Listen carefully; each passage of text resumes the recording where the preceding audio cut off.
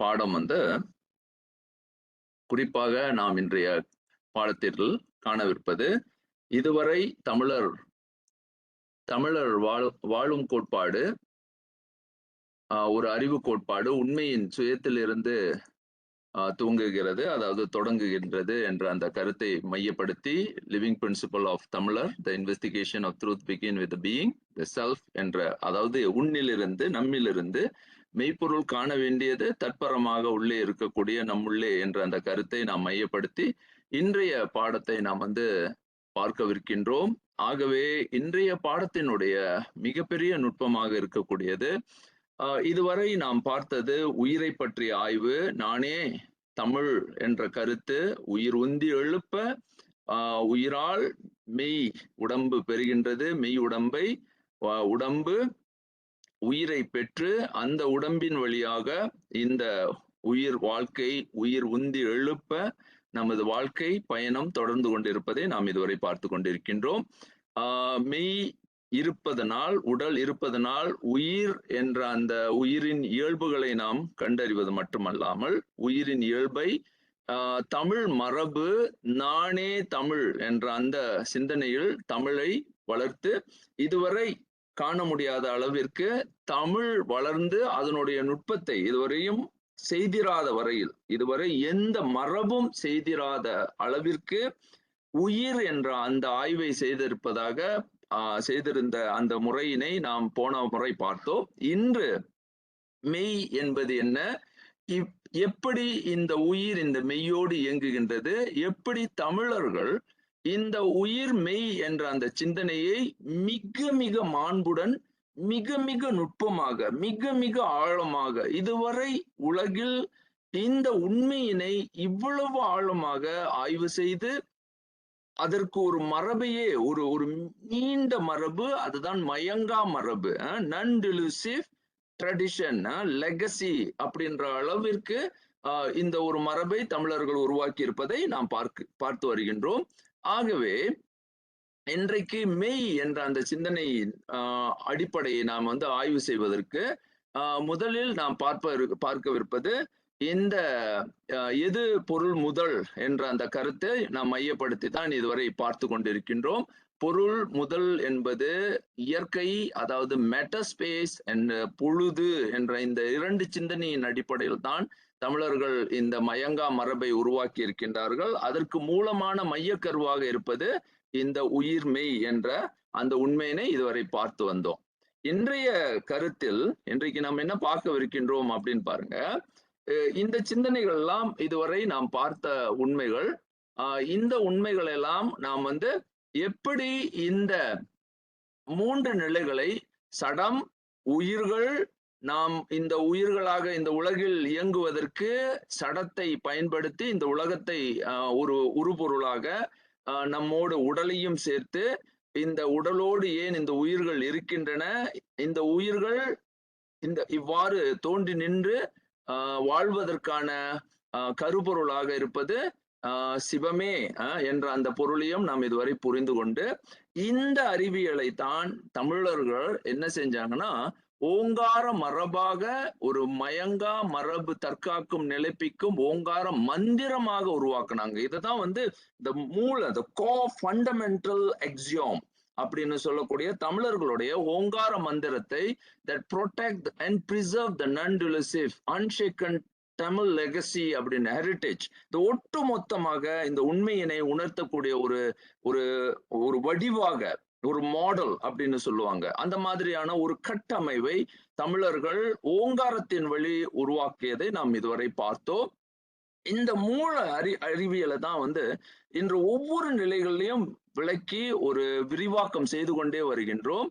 இந்த அடிப்படையில் மொழியை உருவாக்கினாருங்க. அந்த மொழி அறிவினுடைய ஒட்டுமொத்த உயிர் அறிவியலினுடைய வெளிப்பாடு.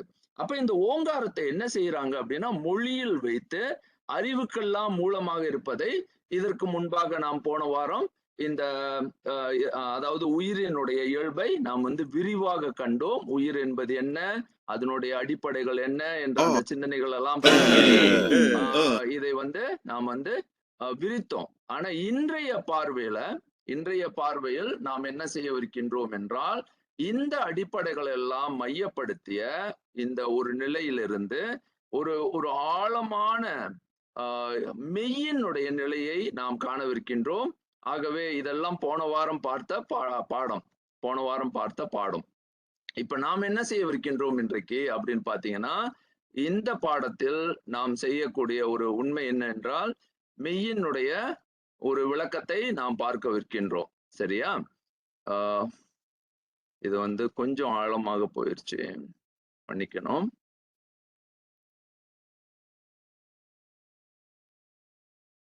சரி, இன்றைய பாடத்தினுடைய அடுத்த கட்ட முயற்சியில் நாம் என்ன செய்யவிருக்கின்றோம் என்றால், மெய் என்ற அந்த மெய்யினுடைய ஒரு உண்மையை பார்க்கவிருக்கின்றோம். அதாவது இந்த மெய்யினுடைய நிலை, இந்த உயிர் மெய், உடம்பு உயிர் மெய் என்ற அந்த 2 நிலைகளை பார்ப்பதற்கு நாம் என்ன செய்கின்றோம் அப்படின்னு பாத்தீங்கன்னா, இதுல ஒரு ஆழமான இன்னொரு பதிவை நாம் பார்க்கவிருக்கின்றோம். இன்றைக்கு இந்த உயிர் பரமாத்மா பற்றிய அந்த கருத்து அடுத்ததாக நாம் மிக மூலமாக ஆய்வுக்கு உட்படுத்தக்கூடிய ஒரு பொருளாக இந்த சடம் என்ற அந்த சிந்தனையை இன்றைக்கு எப்படி தமிழர்கள் கட்டமைத்தனர், அதற்கும் இந்த உயிருக்கும் என்ன தொடர்பு அப்படின்ற அந்த சிந்தனை. ஆனா இந்த பாசம் என்ற அந்த மலத்தின், அதாவது அந்த மலத்தை பற்றிய ஆய்வு இன்றைக்கு கிடையாது. ஆனா இதுக்கு முன்பாக நான் செய்து கொண்டே வந்திருந்தேன். ஆனா இப்ப இன்றைய பார்வை மெய் என்ற அந்த சிந்தனைக்கு நாம வந்து உள்ளே நுழைகிறோம். அதாவது மெய் எழுத்துக்கள் அப்படின்ற ஒரு சிந்தனை எப்படி வந்தது, எப்படி தமிழர்கள் இந்த மெய்யெழுத்து உயிரெழுத்து, அந்த எழுத்து என்பதே எழு அத்து, அதாவது உயிர் எழுந்து உந்தி எழுப்ப, அதாவது the psyche propels and raises அப்படின்னு சொல்லி, அது எப்படி வந்து ஒரு உடலோடு ஒரு பாடி அப்படின்னு சொல்லக்கூடிய அந்த பிசியோலாஜிக்கல், அதாவது பிசிக்கல், அதாவது அப்பியரன்ஸ் அப்படின்னு சொல்லக்கூடிய அதோடைய வெளிப்பாடை காட்டுகின்றது என்ற அந்த நிலையை பார்க்கவிருக்கின்றோம். அதாவது முதல்லயே இலக்கணத்தை வகுக்கும் போது தொல்காப்பியம் மிக மிக நுட்பமாக இதற்கு வந்து வழிவகுத்தது. அதாவது உயிரல் எழுத்தும் எண்ணப்படா உயிர்த்திறம் இயக்கம் இன்மையான அப்படின்ற ஒரு சொல்லை முதல்ல சொல்லிடுறாரு. இதுக்கு உயிர் அல்ல, இந்த எழுத்துக்களுக்கு இப்ப நம்ம பார்க்கக்கூடிய கசட தபர ஞன, அதாவது ஏரள வளல, அதெல்லாம் நம்ம இப்ப பார்க்க போறோம். இன்றைக்கு என்னென்ன இந்த இந்த நுட்பங்கள் எப்படி இருக்கு, இந்த மெய் எழுத்துக்கள், இந்த எழுத்துக்கள் என்ன செய்யும் அப்படின்றதுக்கான இலக்கணம் 2, தனிநிலை ஒற்றிவை, ஒற்றிவை ஒற்று அப்படின்னு இதை சொல்லுவாங்க தமிழ்ல. இதெல்லாம் ஒற்றுக்கள் அப்படின்னு, இதெல்லாம் ஒட்டி வருவது, தானே நிக்காது. அதுக்கு ஒரு இலக்கணம் சொல்றாரு, தனிநிலை ஒற்றிவை. இவையெல்லாம் தனியா நீங்க பார்க்கக்கூடிய ஒரு நிலை இருந்தாலும் அதற்கென ஒரு அளவீடு, அளக்கக்கூடிய அதற்கு ஒரு அளவு நிலை இல்லை அப்படின்னு. அதாவது அதுக்கு மெட்ரிக்கல் கண்டிஷன் கிடையாது. அப்போ அதற்கு மெட்ரிக்கல் கண்டிஷன் கிடையாது, அதாவது வந்து அளவிட முடியாது. ஏன்னா அதற்கு ஒரு இயல்பே கிடையாது. இப்ப நம்ம வந்து அதை இக்கு இன்ச்சு இதெல்லாம் பார்க்க போறோம். இன்றைக்கு என்னதான் நடக்குது, இதனுள்ளே என்ன நடக்குது அப்படின்றத இன்றைக்கு பார்க்கவிருக்கின்றோம்.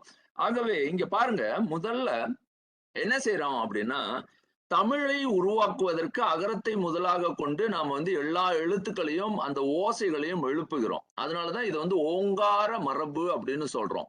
இந்த ஆ என்ற அந்த எழுத்திலிருந்து எல்லா எழுத்துக்களும் உருவாகுவதை, உயிர் எழுவதை நாம் பார்க்கின்றோம். உயிரினுடைய இயல்புகளை பார்க்கின்றோம்.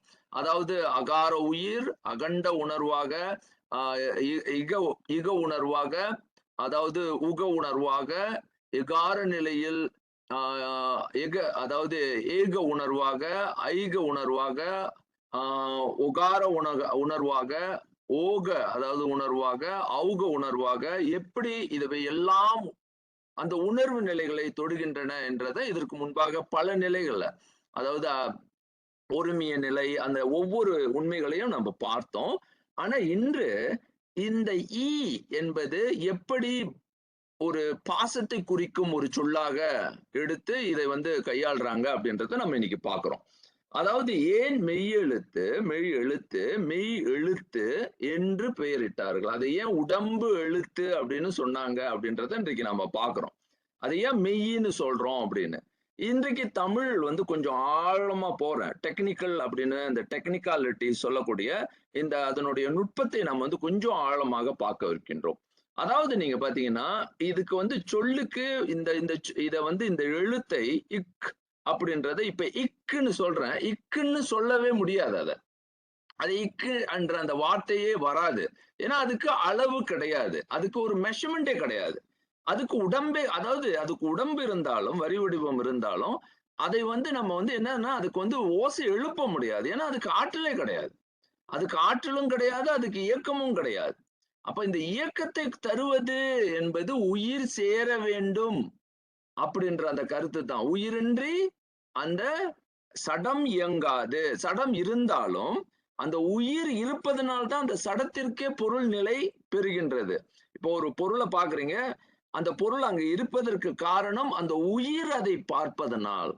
அந்த உயிர் அந்த இது இது வந்து கல், இது வந்து மரம் என்று சொல்ல ஒவ்வொரு பொருளாக காட்ட தான் அந்த பொருளை நாம் உணர்றோம். அதனால இங்க வந்து இந்த உயிருக்கு வந்து அதனுடைய நிலையில அது ஒரு சத்து நிலை கிடையாது. It's not a sentient being. அதாவது ஒரு அதாவது ஒரு கான்சியஸ்னஸ் உள்ள ஒரு பொருள் கிடையாது.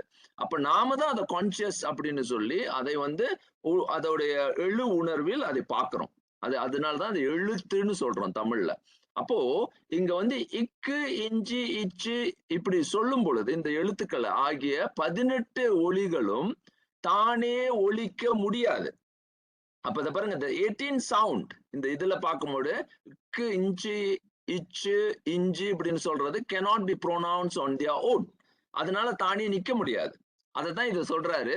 தனிநிலை ஒற்றிவை ஒற்றிவை தாம் அழகிலவே அளபடை அல்லா காலையான அதை நீக்க முடியவே முடியாது. அதுக்கு வந்து அதுக்குன்னு என்று ஒரு தனி ஆற்றல் கிடையாது.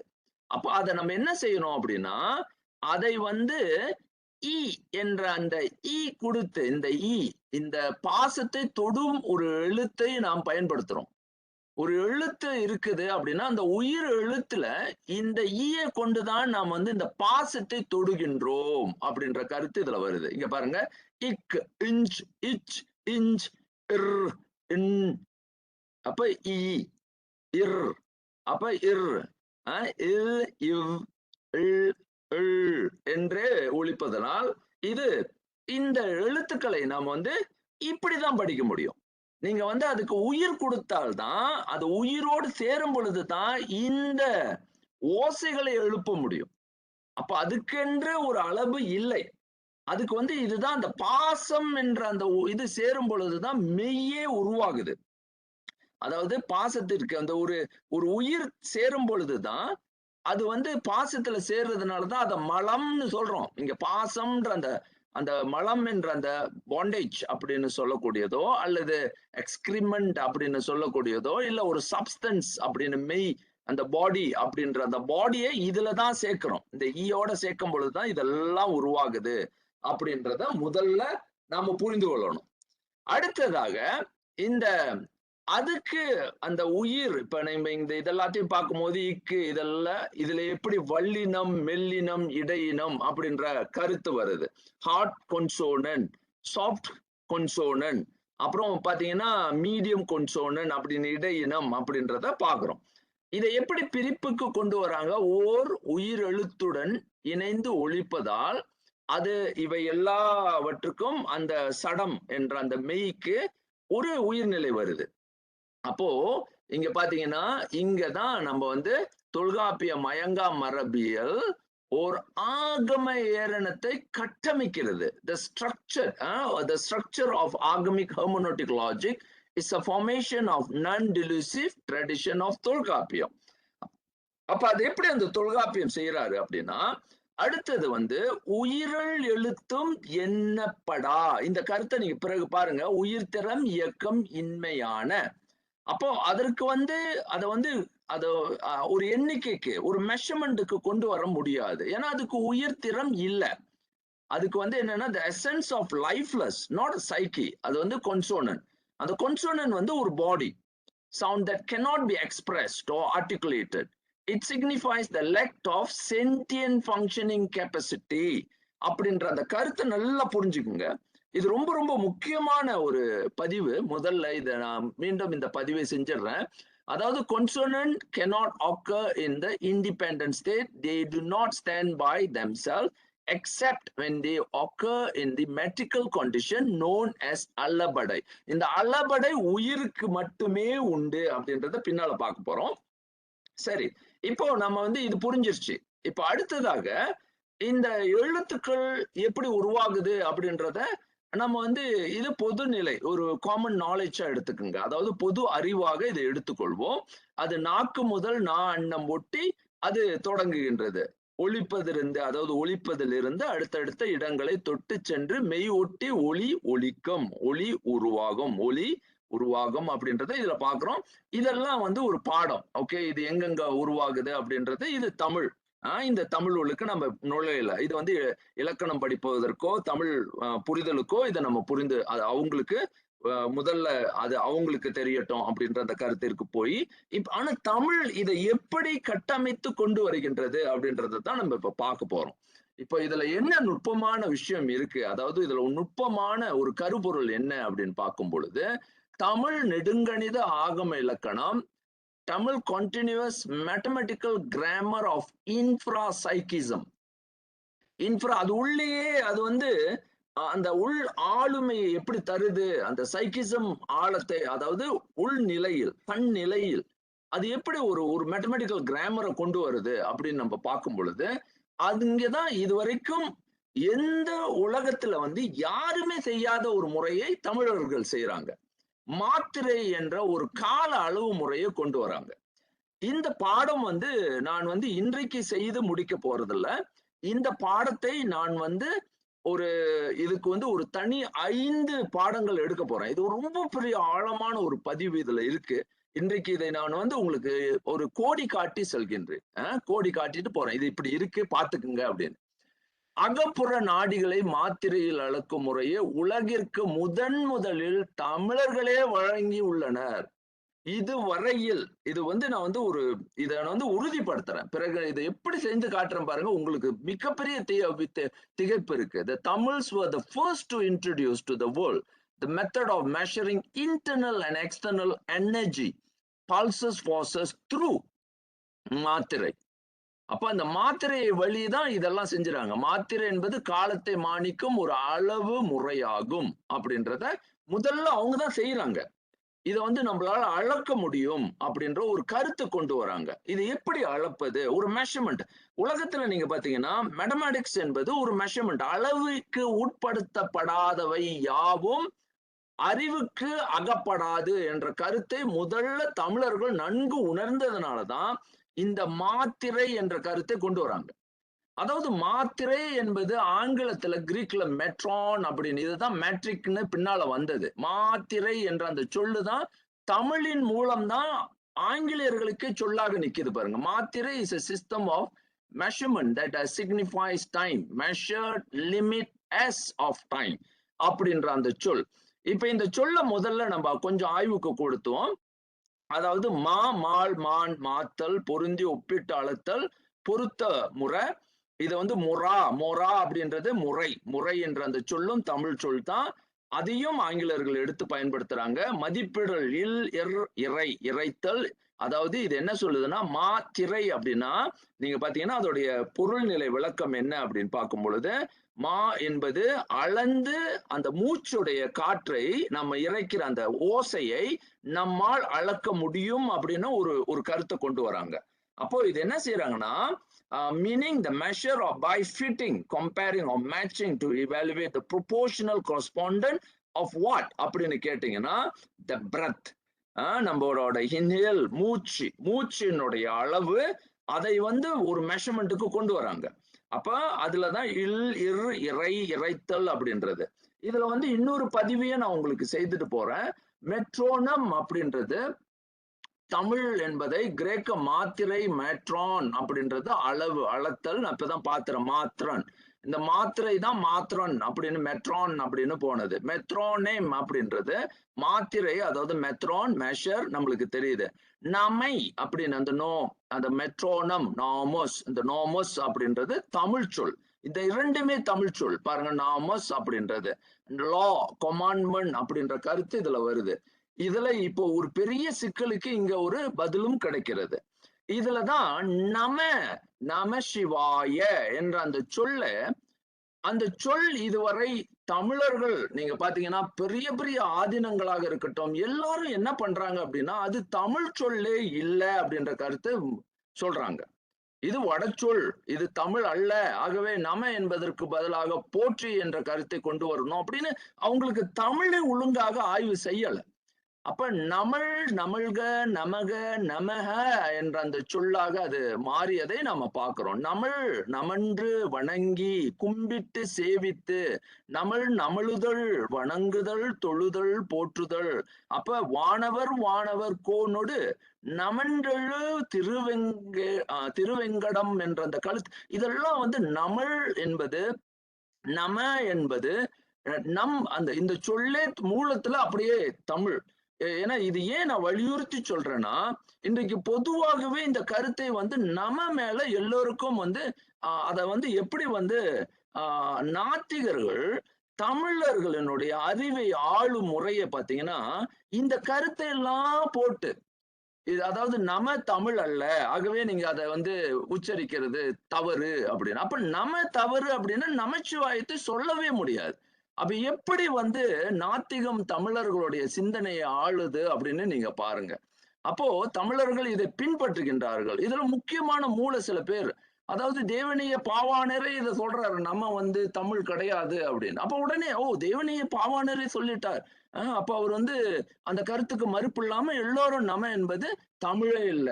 அப்ப நமச்சிவாயத்தை எப்படி சொல்றது? அப்ப யாரும் நமச்சிவாய என்ற அந்த சொல்லை சொல்வது, அது வந்து எப்படி சொல்வது, அது வடமொழி அப்படின்ற கருத்துக்கு இப்படி குழப்பத்தின் மேல குழப்பம். அப்ப நாயன்மார்கள் கூறிய அந்த அந்த சொன்ன நமச்சிவாயவே நாதமும் கல்வியும், நமச்சிவாயவே நாவரி அதாவது நாமரி விச்சயம் அப்படின்னு இப்படி எல்லா ஒவ்வொரு வார்த்தையும் நமச்சிவாய என்ற அந்த சொல்லுக்கே வந்து பொருள் தர முடியாமல் அன்றைக்கு இங்க தமிழ் அதாவது மலேசியால கூட இங்க குறிஞ்ச சைவ சித்தாந்த அறிஞர்கள் என்று தம்மை கூறிக்கொள்பவர்கள் கூட இதெல்லாம் வடமொழி அப்படின்னு அதாவது வானொலியிலேயே பேசுறாங்க. வானொலியிலே இது இந்த நம என்ற சொல் வந்து தமிழ் அல்ல அப்படின்றாங்க.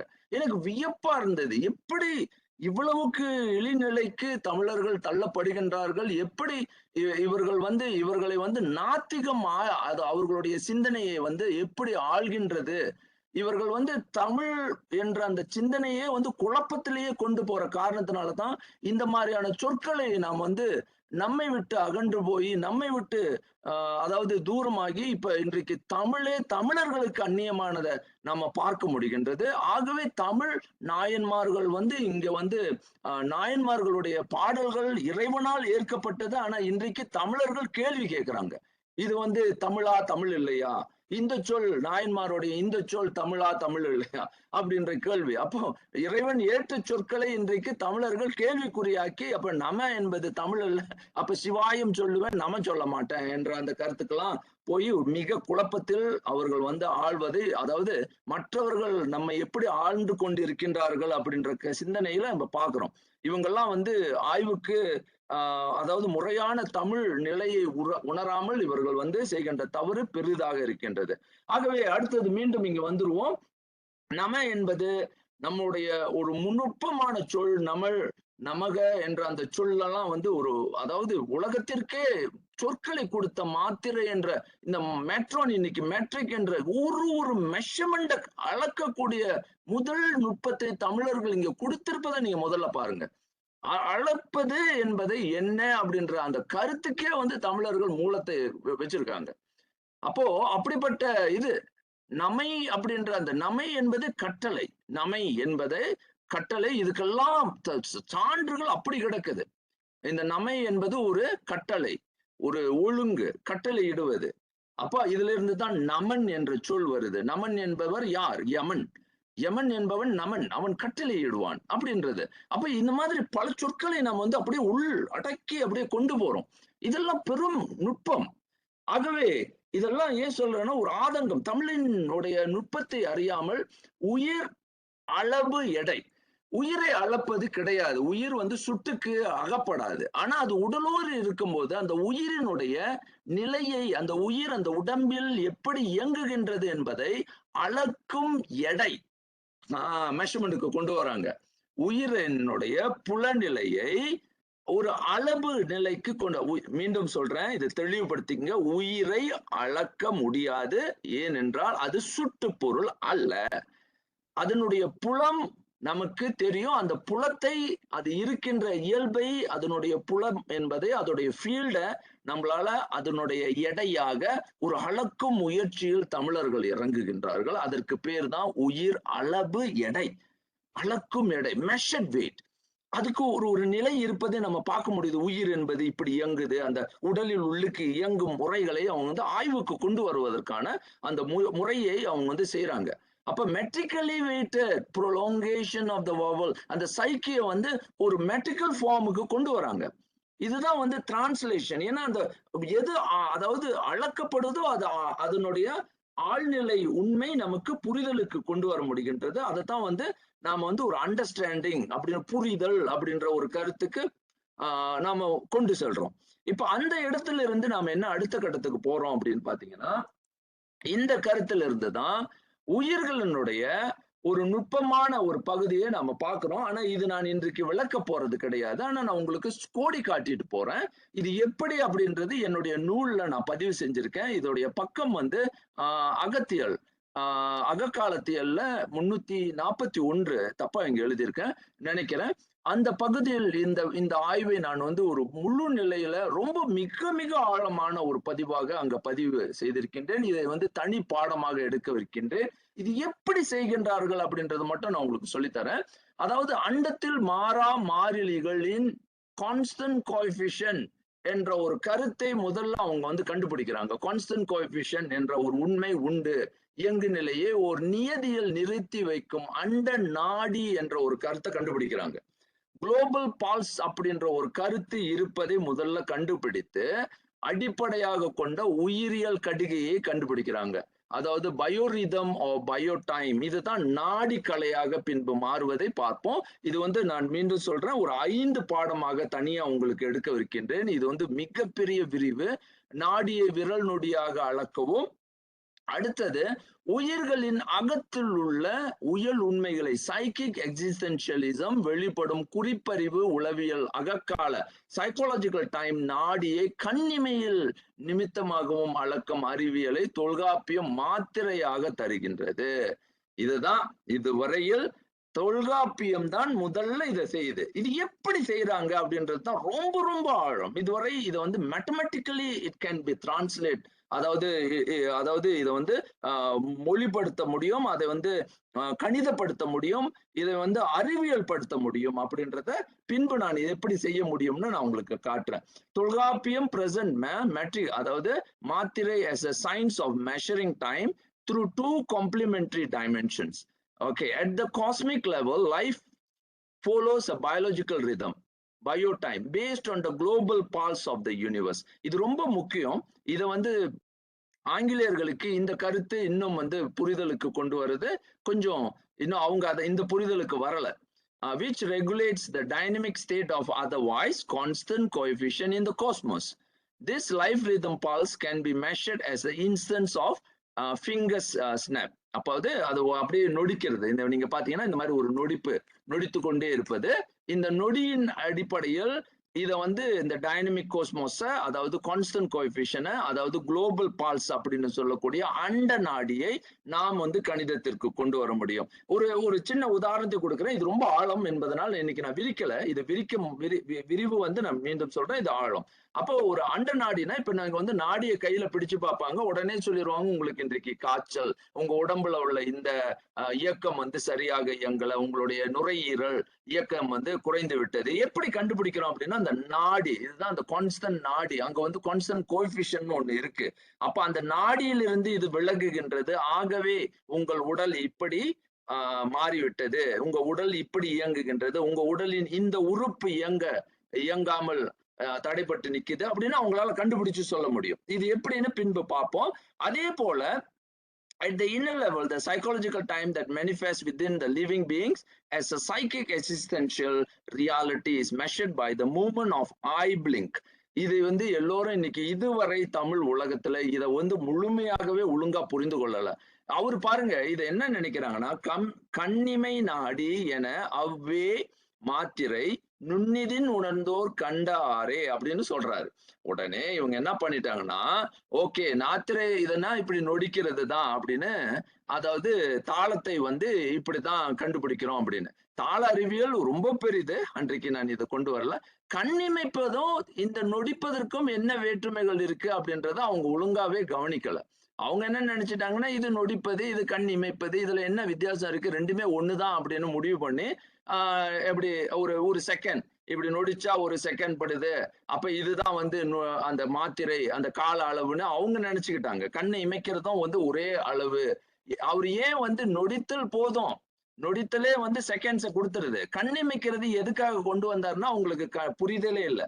அவங்களும் அதை என்னன்னா நொடியோட சேர்த்துட்டாங்க, அது அப்படித்தான் அப்படின்னு. ஆனா அவங்களுக்கு என்ன புரியலன்னா, இது நொடித்தல் வந்து புறக்காலம், கண்ணிமை வந்து அகக்காலம், எப்படி அது அகக்காலமாக மாறுது என்பது பின்பை நாம் வந்து ஆய்வுக்கு கொண்டு வரேன். இது ரொம்ப பெரிய ஆச்சரியம். இதை வந்து முதலில் உலகத்திற்கு அகக்காலம் புறக்காலம் என்ற ஒரு நுட்பத்தை உலகிற்கு கொடுத்த முதல் அதாவது மாமனிதர் என்ன கேட்டா அது ஒரு பெரிய கொடை. இதுவரை யாரும் செய்திராத வகையில் இன்றைக்கு வரைக்கும் இதை பற்றிய ஒரு விரிவான ஆய்வு உலகில் யாரும் செய்யாமலே அப்படியே கிடக்கு. இந்த ஆய்வை வந்து என்னுடைய இந்த நூல்ல இப்ப புது நூல்ல நான் எழுதியிருக்கின்றேன். ஆகவே இதை வந்து குறிப்புமானம், ஆவதறிவு, தெரிவுமானம் எப்படி இவ்வளவு நுட்பமாக அதை செய்திருக்கின்றார்கள்ன்றதை பார்ப்போம். சரி, இப்போ அதை நான் சொல்லிட்டேன். ஏன்னா உங்களுக்கு எடுத்து கொடுத்துட்டு போறேன். தமிழ் நெடுங்கணித ஆகம இலக்கணத்தை தமிழர்கள் என்ன பண்றாங்க அப்படின்னா, 2 நிலைகள்ல இதை செய்தார்கள்னு இதுக்கு முன்பு பார்த்தோம். இந்த தமிழ் நெடுங்கணித ஆகமத்தை ஒரு அதாவது இன்டர்நேஷனல் ஃபோனோட்டிக் ஆல்பபெட் ஆஃப் வவல்ஸோட லாஜிக்ஸ்ல முதல்ல உள்ளுக்கு நுழைந்தவர்கள், ஆக ஆழமாக நுழைந்து இதை ஆய்வுக்கு உட்படுத்தியவர்கள் தமிழர்களே. மீண்டும் மீண்டும் இந்த வார்த்தையை சொல்லும் பொழுது எப்படிங்க நீங்க சொல்றீங்க, நீங்க செஞ்சு பாருங்க. இதுவரை மற்றவர்கள் செய்திருக்கின்றார்களா? லத்தீன் ஒரு மொழி இதை தொட்டு இருக்கின்றது, ஆனா இந்த அளவுக்கு போகல. இங்க பாத்தீங்கன்னா இதுதான் மூலம். அவங்க ஏன் இப்படி அடுக்குமுறைகள் எல்லாம் செஞ்சிருக்காங்கன்னா, இதுல ஒரு பெரிய சயின்ஸ் வச்சிருக்காங்க. லிங்குவிஸ்டிக் சயின்ஸ் இதுல இருக்கு, பிசிக்ஸும் இருக்கு, அக்கூஸ்டிக் சயின்ஸ் இருக்கு. இதுல எவ்வளவோ நுட்பங்களை அவங்க உள்ள அடக்கி இருக்காங்க. ஏன்னா இதுல இருந்து அது வந்து ஓப்பன், பின்னால நான் அதை காட்டுறேன். இதுக்கு வந்து நிறைய நுட்பங்கள் இருக்கு. நான் இன்றைக்கு அந்த அளவீடுகள்லாம் நான் உள்ள நுழையில. ஆனா அடிப்படை என்ன, தமிழ் நெடுங்கணக்கு, ஒலி போலிமை, சுடோ சவுண்ட்ஸ், மூச்சாற்றல், விரயம், இது எல்லாத்தையும் கட்டுப்படுத்தக்கூடியது மட்டுமல்ல, கற்றற்ற அளபடை, த ஃப்ரீ லெங்தனிங் ஆஃப் சவுண்ட், அதாவது உயிரினுடைய அந்த நிலையையும் வரையறுக்கக்கூடிய ஒரு நிலையில அவங்க இதை வந்து கட்டமைக்கிறாங்க. இப்போ இதுல வந்து 2 நிலைகளை நீங்க பார்க்கணும். நான் முதல்ல இதை வந்து உடனே எடுத்த நிலையிலே உங்களுக்கு இந்த 2 நிலைகளை சொல்றேன். அதாவது மூலத்துல இந்த 5 கொண்டு வராங்க. அதாவது அ, இ, உ, இது 3ம் மூலம். இதுல இடையில இருக்கக்கூடியது எல்லாமே வந்து இடை, இதுல இருந்து உருவாக்கிடலாம். ஆ, இ, ஊல இருந்து உருவாக்குறாங்க அப்படின்றது முன்பே நான் உங்களுக்கு எடுத்து காட்டிட்டேன். இப்ப என்ன பண்றாங்க அப்படின்னா, இந்த இ இறங்கும், அதாவது இடைப்பட்ட ஒலிகள்லாம் இங்க இருக்கு பாருங்க. இங்க இந்த இடங்கள்லாம் இந்த ஒலி, இத பாருங்க, இந்த ஒலி, இது வேற ஒலி, இது வந்து இதுல இடைப்பட்ட ஒலிகள் இருக்கு. இந்த ஒலிகள் எல்லாம் வந்து தமிழர்கள் ஒலிக்க முடியாது, அதாவது ஒலிக்க முடியாது, ஒலிக்கல்ல, ஒலிக்குன்னா அது வேற. அதாவது அதை வந்து உச்சரிக்க முடியாது, அதாவது ஒலி எழுப்ப முடியாது அப்படின்ற நினைக்கிற அந்த கருத்தை தமிழர்கள் இல்லை, அது எங்களால் செய்ய முடியும், அதை குற்றிய லுகரம், குற்றிய லிகரத்தில் செய்ய முடியும், இதை வந்து குன்ற செய்ய முடியும், ஈயை இறக்க முடியும், கொஞ்சம் கொஞ்சமா இங்க இறக்கி கொண்டு வர முடியும். அது போல குற்றிய லுகரம் செய்ய முடியும், இந்த ஊவை இன்னும் இறக்க முடியும். ஆனா இடைப்பட்ட இந்த பகுதிகளை வந்து தமிழர்கள் தொடர, நீங்க பாத்தீங்கன்னா இந்த சத்தம், இந்த ஓசைகள் எல்லாம் தமிழர்கள் ஏன் செய்யல, இத பாத்தீங்க அப்படின்னா இதெல்லாம் ஏன் செய்யல அப்படின்றதுக்கு காரணம் உண்டு. ஆனா முதல்ல மூலம் வந்து முதிர் ஒலியன்கள், மெச்சுவர், ஃபுல்லி டெவலப் ஃபோனேம்ஸ், சவுண்ட் யூனிட்ஸை முதல்ல எடுத்துட்டாங்க. இதெல்லாம் ஃபுல்லி க்ரோன், அதாவது மெச்சுவர் அப்படின்னு, அதாவது ஃபுல்லி டெவலப்ட், அதாவது யூனிட், சவுண்ட் யூனிட்ஸ் அப்படின்னு பாக்குறோம். யூனிட் அடுத்தது முதிரா ஒளியன்கள், இதெல்லாம் இடையில இதுக்கு இடையில சிக்கிட்டு இருக்கிறது எல்லாம் முதிராதது. இதுல இருந்துதான் நீங்க பாத்தீங்கன்னா ஏன் வந்து தமிழர்கள் வந்து நிறைய, அதாவது இப்ப இன்றைக்கு வரைக்கும் நம்மளுடைய அந்த ஒப்பீடு வந்து ஏன் வந்து சமஸ்கிருதம் போல கிரந்தம் போல நிறைய சொற்களை உருவாக்கி இன்னும் நிறைய சொற்களை உருவாக்கி இருக்கலாமே, ஏன் உருவாக்கல அப்படின்னா அவங்க மூலத்தை தான் பிடிக்கிறாங்க. மூல உரு ஒளியன்களை நம்ம வந்து பாக்குறோம். அந்த இம்மச்சுவரை வந்து அவங்க வந்து பார்க்கல. அப்ப முதிரா ஒளியன்கள், இம்மச்சுவர் நாட் ஃபுல்லி டெவலப்ட் ஃபோனம்ஸ் எல்லாத்தையும் அவங்களால செய்ய முடியும்ன்றதுக்கான இன்னொரு இலக்கணத்தை இங்க கொண்டு வர்றாரு. குற்றியல் உகரம், குற்றியல் இகரம். தமிழ் படித்தவர்களுக்கு இது தெரிஞ்சிடும் உடனே நான் என்ன சொல்றேன்னு. சார்ந்து வரல் டிபெண்டன்ட் செகண்டரி போனட்டிக்ஸ தமிழ் உருவாக்கி வச்சிருப்பது ரொம்ப பேருக்கு தெரியாது. அது தெரியும், தமிழ் படித்தவர்களுக்கு நிச்சயமாக தெரியும். ஆனா அது எப்படி இறங்குது, அது இறங்கி வரும், அந்த இரக்கத்தை செய்ய முடியும், அதுக்கு ஒரு இரக்கம் கொடுக்க முடியும் அப்படின்றத பிறகு இதை வந்து எப்படி செய்கிறார்கள் அப்படின்னு நம்ம பார்ப்போம். சரியா? இப்போ இது நல்லா புரிந்து கொள்ளுங்க. இங்க இன்னொரு நுட்பத்தை தமிழர்கள் செய்யறாங்க. இந்த மாதிரி கொண்டு வந்து சரி இடைப்பட்டதெல்லாம் எப்படிங்க ஒழிக்கிறதுன்னு யாராவது கேட்டா, அந்த இந்த ஒலிகளை எப்படி எழுப்ப முடியும்னு யாராவது கேட்டா, அதை குற்றிய லிகரமாக ஈயிலிருந்து இறக்க முடியும், ஊல இருந்து இதை இறக்க முடியும். இந்த ஆதான் மூலம். இது எல்லாத்தையும் உள்ளடக்கமாக இது எல்லாத்தையும் கலந்து கலந்து கொடுக்கும் பொழுது நம்மால் செய்ய முடியும் அப்படின்ற கருத்துக்கு அவங்க வராங்க. இது எப்படி எல்லாம் உருவாக்குறாங்க அப்படின்றத பாருங்க. இந்த மாதிரி அறிவியலை நீங்க பார்க்கும் பொழுது இது நாலேஜ் மட்டும் இல்ல, அக்யூஸ்டிக் நாலேஜ் அப்படின்னு சொல்லக்கூடிய இப்போ இதெல்லாம் இருப்பதை நம்ம பார்க்கிறோம். சரி, இப்போ அடுத்தது இந்த மாத்திரையை என்ன பண்றாங்க அப்படின்னா, இது ஒரு ஃபார்முலர் மாதிரி வைத்துக் கொள்ளுங்க. இந்த ஃபார்முலர்ல அதாவது மாத்திரையின்றி நடக்குமேல் அப்படின்னா தமிழ் மொழி ஒரு இயற்கை மொழின்னு நம்ம முன்பே சொல்லியிருக்கோம். அது எப்படின்னா அகப்புற நாடிகளை இது மாத்திரை அளவுல அளக்கக்கூடிய ஒரு முறை வந்து ஒரு டென்சிட்டி மாதிரி.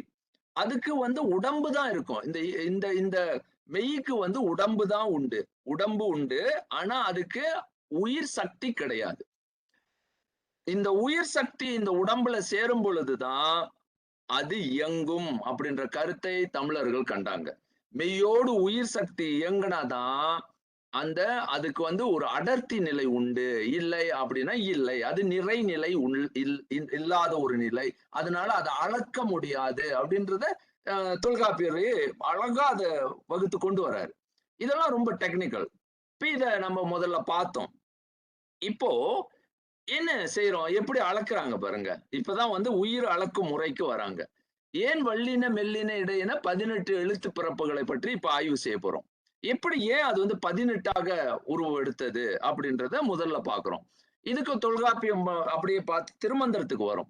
திருமந்திரம் என்ன சொல்றார் அப்படின்னு பார்க்கும் பொழுது இதை வந்து ஏன் 12 கொண்டு போறோம் முதல்ல அதை விளக்குறாரு. அது ஏன் 12 உயிர் எழுத்துக்களாக அது பிரிக்கிறாங்க.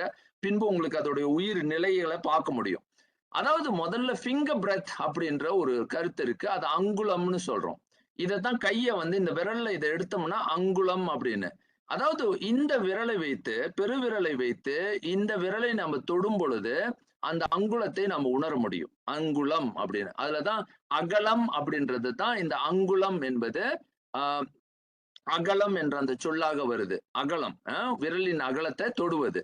அப்போ இதை வைத்துதான் இன்னைக்கு வந்து ஹேண்ட் பயோமெட்ரிக் சிஸ்டமே உருவாகுது. அதான் மீண்டும் சொல்றேன், தமிழர்கள் பழங்காலத்துல இருந்து சகுனம் இதெல்லாம் என்னங்க மடத்தனமா இருக்கு, கைரேகை பார்ப்பது மடத்தனம்னு நம்ம சொல்லி மடமை அப்படின்ற கருத்தெல்லாம் சொல்லி இன்னைக்கு மீண்டும் ஹேண்ட் பயோமெட்ரிக் சிஸ்டம் வந்த பிறகு கையை பயன்படுத்த முடியும், கையை வைத்து கொண்டு நம்மால் வந்து இன்னைக்கு வந்து பெரிய பெரிய அதாவது கம்ப்யூட்டர்ஸ் இதுக்கான வந்து டிக்ரிப்ட் பண்ண முடியும், அதோடைய பாஸ்கோட், அதாவது இது வந்து அக்சசிபிலிட்டி, அதாவது நுழைவு பெறுவதற்கு இதெல்லாம் வந்து அது பயோமெட்ரிக்ஸ்ல தான் செய்ய முடியும்னு இன்னைக்கு என்னென்னமோ பேசிட்டு இருக்காங்க. ஏன் இப்படி இந்த நிலைமைக்கு நம்ம வந்தோம் அப்படின்னா இந்த ஆய்வுகளை தொடங்கியவர்கள் எங்க இருக்காங்க அப்படின்னு பாத்தீங்கன்னா யாரோ ஒரு குடிசையில் வீட்டுல வந்து உட்காந்துக்கிட்டு வாங்க கையை நீட்டுங்க, நான் கையோடைய உங்களுடைய உண்மைகள்லாம் நான் உங்களுக்கு சொல்றேன் அப்படின்னும் போது எல்லாரும் கேலி பேசி விடைக்கிற ஒரு கூட்டம். அதாவது அவங்களெல்லாம் எப்படிலாம் விடைக்க முடியுமோ விடைச்சு அவங்கள வந்து கீழ்மைப்படுத்த முடியுமோ அப்படின்னு பண்றாங்க. ஏன்னா இது வந்து ஒரு பெரிய அறிவியல். இந்த அறிவியல் வந்து இன்றைக்கு வளர்க்கப்பட்டு போகுது. ஆனா இன்றைக்கு நாம் எல்லாம் கைவிட்ட ஒரு அறிவியல் மீண்டும் இன்றைக்கு உலகுக்கு இதுதான் நாம உலகே திருப்பி எடுத்து இத வந்து இந்த அறிவியலை பின்தொடருது. ஆனா சரி இதுக்கு வருவோம். கூடம் எடுத்து குடிபுக்க மங்கையர் ஓடுவர் மீளுவர் 12 அங்குலம் நீடுவர் என்விரல் கண்டிப்பர் நால்விரல் கூடி குளிர்கோல அஞ்செழுத்தாமே அப்படின்னு. இந்த பாடலை நான் முழுமையாக இன்றைக்கு விளக்குற முயற்சி என்னது அல்ல. இதுக்கு என்ன சொல்ல வரேன்றதை மட்டும் நீங்க புரிந்து கொள்ளுங்க. த்ரூ த பாடி பிங்களம் இடம் இருக்கு. பிங்களம் இடகலை இருக்கு, பிங்களக்கலை இருக்கு, பிராணம் அப்படின்ற 3 நிலை இருக்கு. அப்ப இது வந்து பெண் மங்கையர் அப்படின்னா ஒரு மங்கையர்னு சொல்றாரு. அந்த பெண்கள் ஏன்னா சக்தி அப்படின்றது. மீளுவர் வருவர் அதாவது மூச்சை வந்து 12 மாத்திரை நீங்க முதல்ல இழுக்கிறோம். மாத்திரை அப்படின்றது நம்ம அளவு கால அளவு அது கொண்டு வரேன். with the 8 retained and 4 lost forming the stable internal reserve உயிர் அப்படின்ற கருத்துக்கு இப்ப நம்ம வரோம். இது என்ன சொல்ல வராரு அப்படின்னா இந்த பெருவிரல நீங்க எடுத்து ஒரு 8 அதாவது 12 மாத்திரை இப்ப இழுக்கிறேன். நான் ஒரு உதாரணத்திற்கு நான் வந்து ஒரு உயிரை நீட்டுகிறேன். உயிர் நீட்டுதல் முறை அப்படின்ற ஒரு கருத்து இருக்கு. அவர் என்ன சொல்றாருன்னா ஒரு சாதாரண மனிதனால 12 அளவுக்கு அந்த வந்து அளபடை செய்ய முடியும். அளவு எடை செய்ய முடியும். அந்த உயிரோடைய மூச்சை வந்து 12 வரைக்கும் நீட்டுறது எளிதாக முடியும். இப்ப பாத்தீங்கன்னா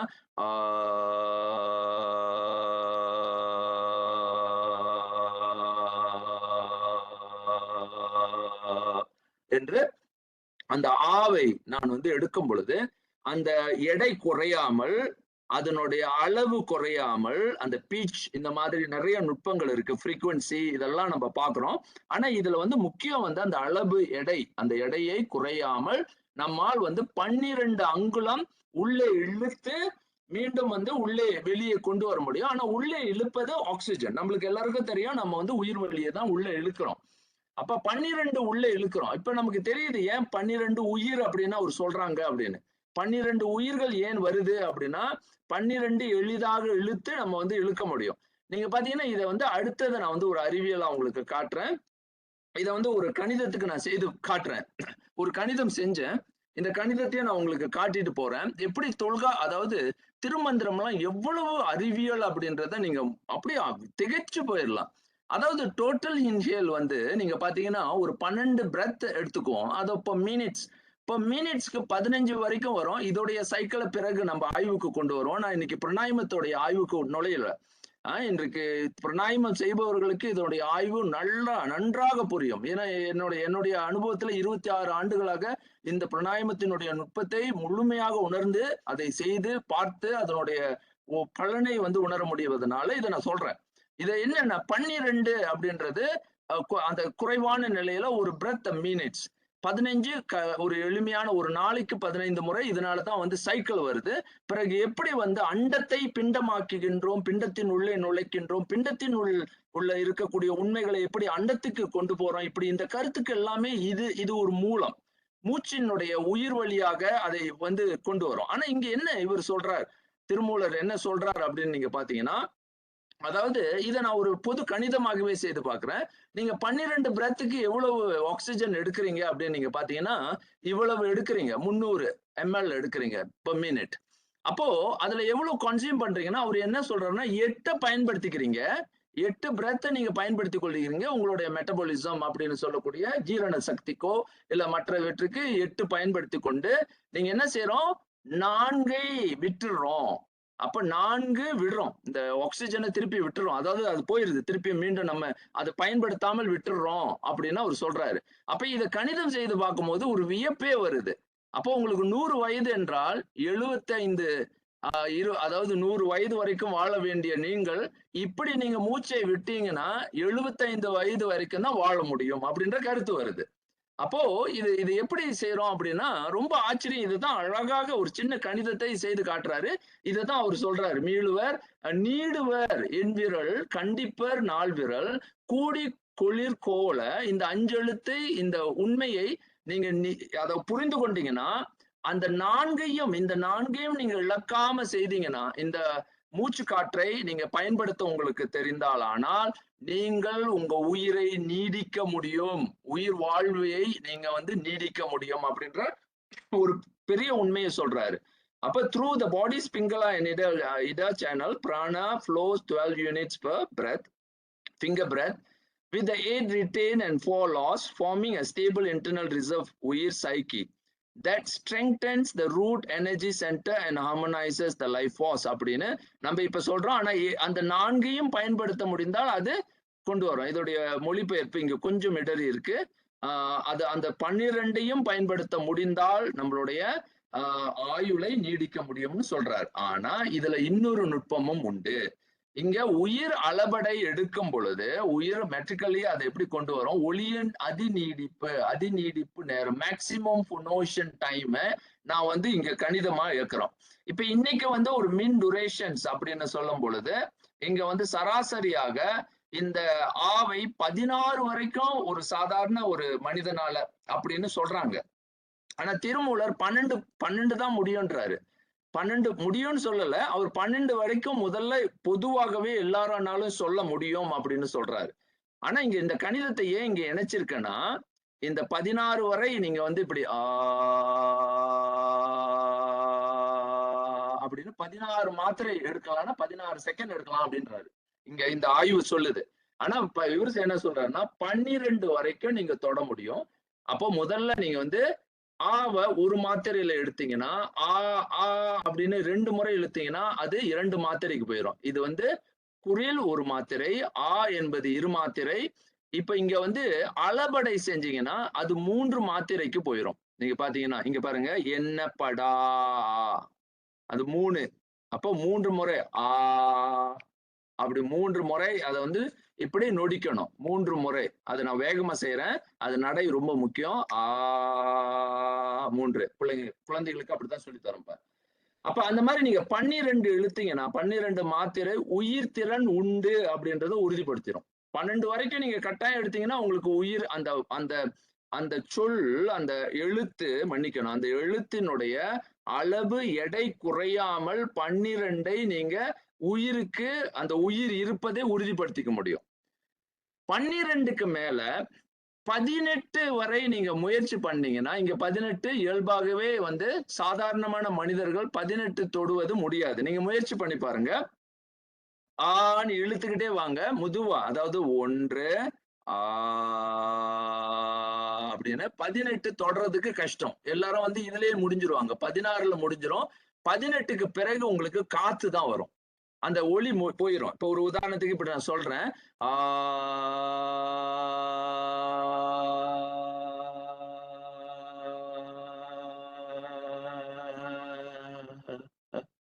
அப்படின்னு நானே சொல்றேன். அங்க பின்னால காத்து தான் போகும். இந்த இடம்லாம் காத்து.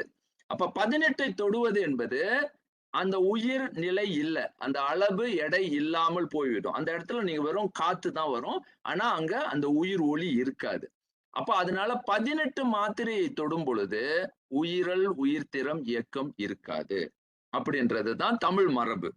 18 மாத்திரை இயல்பாகவே மனிதர்களுக்கு வந்து போகும் பொழுது அங்க உயிர்த்திறனை இழந்துருவாங்க அப்படின்றதான் மாத்திரை உயிரல் உயிர்த்திறம் இயக்கம் இன்மைன்னு சொல்றாங்க. அப்போ உயிரல் எழுத்தும் எண்ணப்படாது. ஏன்னா அது வந்து ஒரு ஓசையில வராது. ஏன்னா 18ஐ நீங்க தொடும் பொழுது அந்த உயிர்த்திறன் உங்களுக்கு இயக்கம் இன்மை இல்லாமல் போய்விடும் அப்படின்றத சொல்றாங்க 18ல. அப்போ அப்ப நீங்க சொல்றீங்க இங்க கடைசியா ஏன் வந்து இந்த அக்கு ஆயுத எழுத்தை பயன்படுத்துறீங்கன்னா, இந்த அக்க வைத்து எல்லாத்தையும் நிறுத்திடலாம். இப்ப பாருங்க, இதுல அக், ஆக்,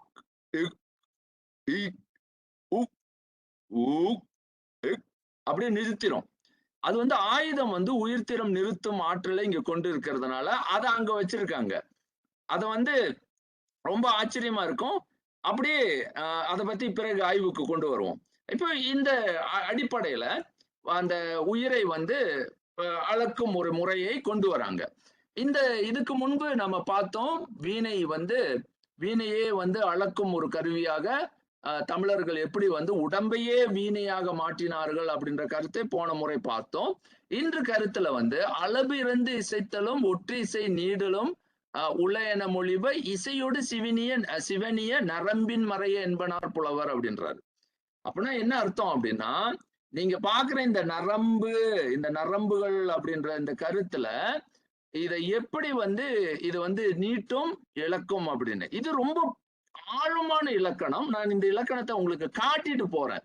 எப்படி தமிழர்கள் வீணையை கொண்டு அவர் என்ன சொல்றாருன்னா, அந்த வீணையை நீங்க மீட்டும் பொழுது, அந்த வீணையை மீட்டும் பொழுது அளவு இறந்து, அதாவது அதோடைய அதாவது அந்த மெட்ரியார்கல் மெஷர்மெண்ட் கூட முடியும். இப்போ ஒரு மாத்திரையில இருந்து அதை கூட்ட முடியும். இப்போ ஆ இழுக்கிறோம் பாருங்க. அது இழுக்கும் பொழுது அந்த அளவு ஒண்ணுன்னு தான் சொல்றோம். ஆ அது ஒன்று. ஆ ஆ அது 2 மாத்திரை வரணும். ஆனா இதை இழுக்க முடியும், நீட்ட முடியும். அப்ப நீட்ட நீட்ட அதை எப்படி செய்யறோம்னா, அந்த நரம்பு நீட்டுதல் போல இது செய்ய முடியும் அப்படின்லாம் அப்படி நமக்கு அப்படியே எடுத்து கொடுக்குறாங்க. இது எப்படிதான் வேலை பார்க்குதுன்னா, இசைய வச்சு பாரு அப்படின்றாங்க. அப்ப பாத்தீங்க, அதனாலதான் அது இசை மொழி ஆகின்றது. சரி, இப்ப இன்னும் கொஞ்சம் ஆழமாக போவோம். இதை எப்படி பண்றாங்க அப்படின்றது இன்னும் கொஞ்சம் ஆழப்படுத்தி உங்களுக்கு காட்டுறேன். அதாவது ஆயுத எழுத்து தலையை வச்சு மையப்படுத்தி உருவாகும். இங்க தலையில வெளியாகும். வல்லினம் எங்க உருவாகும் அப்படின்றது மூக்குல. இதெல்லாம் இலக்கணம், தொல்காப்பிய இலக்கணம். மூக்கு அப்படின்னு அவர் அழகா எல்லாம் சொல்லிடுவாரு, எந்த இடத்துல அது உருவாகுது அப்படின்னு. அடுத்தது இடையினம் இங்க மிடரு, அடுத்தது வல்லினம் இங்க நம்மளுடைய நெஞ்சு அப்படின்னு சொல்லக்கூடிய மார்பில் இருந்து இங்கிருந்து தோன்றுகின்றது. அப்போ இந்த அதாவது க ச ட த ப ர ய ர ல வ ழ ல அப்படின்னு, அந்த ழ அப்படின்னு இது ழ, இது ல.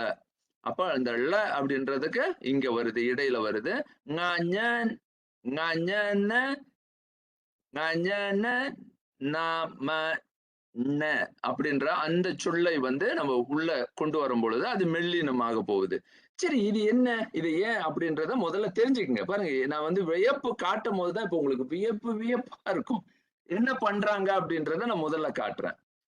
மூச்சு ஆற்றல் விரயமின்மை, நோ வேஸ்டேஜ், அதாவது வேஸ்டேஜ் ஆஃப் பிரெத் எனர்ஜியை அவங்க கொண்டு வராங்க. இது எப்படி பண்றாங்கன்னா, இங்கதான் பிராணாயாமத்தை முக்கியமான கருப்பொருளா வச்சிருக்காங்க. அதாவது மூச்சு ஆற்றலை உயிர் உந்தி தள்ள இத கசட அப்படின்னு க ச ட த ப ர அப்படின்னும் பொழுது இங்க இந்த மூச்சை நீங்க பயன்படுத்தணும். அதாவது மூச்சு என்பது டீப் பிரீதிங் இருக்கு, மிடில் பிரீதிங் இருக்கு, ஷேலோ பிரீதிங்னு இருக்கு. அதாவது இது பிராணாயாமம் தெரிஞ்சவங்களுக்கு இதெல்லாம் புரியும். அப்ப 3 நிலை மூச்சுகள் இருக்கு. இந்த 3 நிலை மூச்சுகளை எப்படி நிரப்புவது, அதாவது டீப் பிரீதிங் செய்யணும் அப்படின்னா வல்மூச்சு செய்யணும், இடைமூச்சு எப்படி தொடுவது, மேல் மூச்சு எப்படி தொடுவது அப்படின்றது அவங்களுக்கு தெரியும். அப்ப இதுல மேல் மூச்சு மெல்லினம் ஆகவும், இடைமூச்சு மிடில் பிரீதிங் ஆகும், வல்லினம் அதாவது டீப் பிரீதிங், இந்த மூச்சு வழக்கு நீங்க முதல்ல நிரப்பணும். அந்த மூச்சு இங்க கொண்டு வந்தாதான் அந்த வல்மூச்சை கொண்டு மேல எழுப்ப முடியும். அப்ப இது எல்லாத்திற்கும் இந்த உயிர் எழுத்தை ஆ என்று நீங்க பண்ணீங்கனாலே, இந்த ஆ சொல்வதற்கு முதல்ல அந்த டயப்ரம் அப்படின்னு சொல்லக்கூடிய உட்புழை, அத அப்படியே அதாவது உங்களுடைய நுரையீரலை நிரப்பும் நிறைமூச்சு தமிழில் ஆ என்ற அந்த ஒரு நிலை, உயிர்களே இதை நிறைமூச்சு செய்யும். அப்ப பாருங்க, நிறைமூச்சு கருத்து, அங்க மேல் மூச்சு, இடைமூச்சு, வல்மூச்சு செஞ்சு அவங்க மூச்சை முதல்ல உயிர் உந்தி எழுப்புவது எப்படி செய்வது அப்படின்றத கத்துக் கொடுக்குறாங்க. அப்போ இது எப்படி செய்யறாங்க அப்படின்றது இன்னும் வியப்பு. அது வியப்பு மேல வியப்பு தான் அவங்க கொடுத்துட்டே இருப்பாங்க. அப்போ இங்க பாத்தீங்கன்னா, இடைமூச்சை எப்படி பயன்படுத்துவது, எப்படி வல்மூச்சை பயன்படுத்துவது, எப்படி மேல்மூச்சை பயன்படுத்துவது அப்படின்றத பாக்குறோம். இப்போ ஒரு உதாரணத்துக்கு நான் காட்டுறேன் பாருங்க.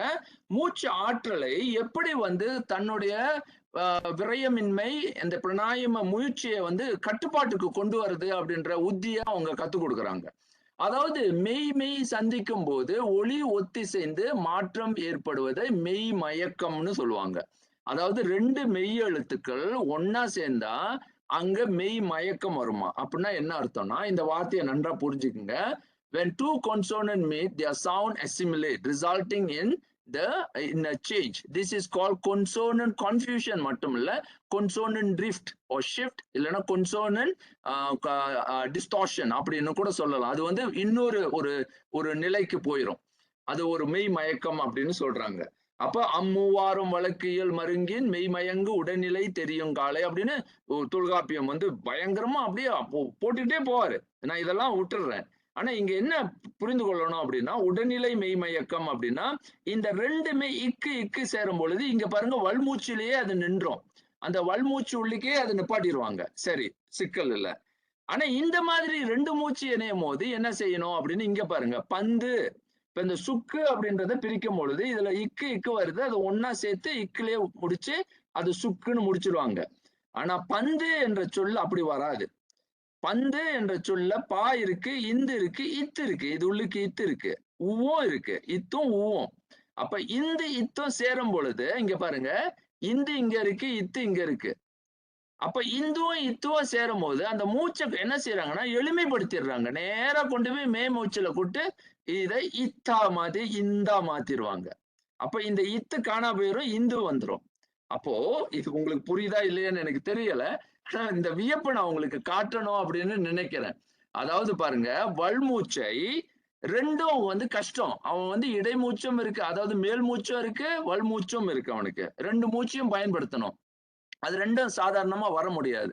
அப்ப அவனுக்கு எளிமைப்படுத்துவதற்காக இந்த எழுத்தை கொண்டு போய் இந்த எழுத்துல கொண்டு போய் புதைச்சிடுறாங்க. புதைச்சிடுறாங்கன்னா மயக்கம் வந்து அதை காணாக்கிடுறாங்க. அதை வந்து பாத்தீங்கன்னா மறைத்துடுறாங்க, ஒழித்து விடுறாங்க. அப்படியே காணா போயிருது. அப்ப அந்த மாதிரி காணாமல் செய்வதற்கு இந்த மூச்சை ஏன் பயன்படுத்தணும் அப்படின்னு நீங்க கேட்டீங்கன்னா, அங்க மே மூச்சிலேயே அவன் முடிச்சிருவான்.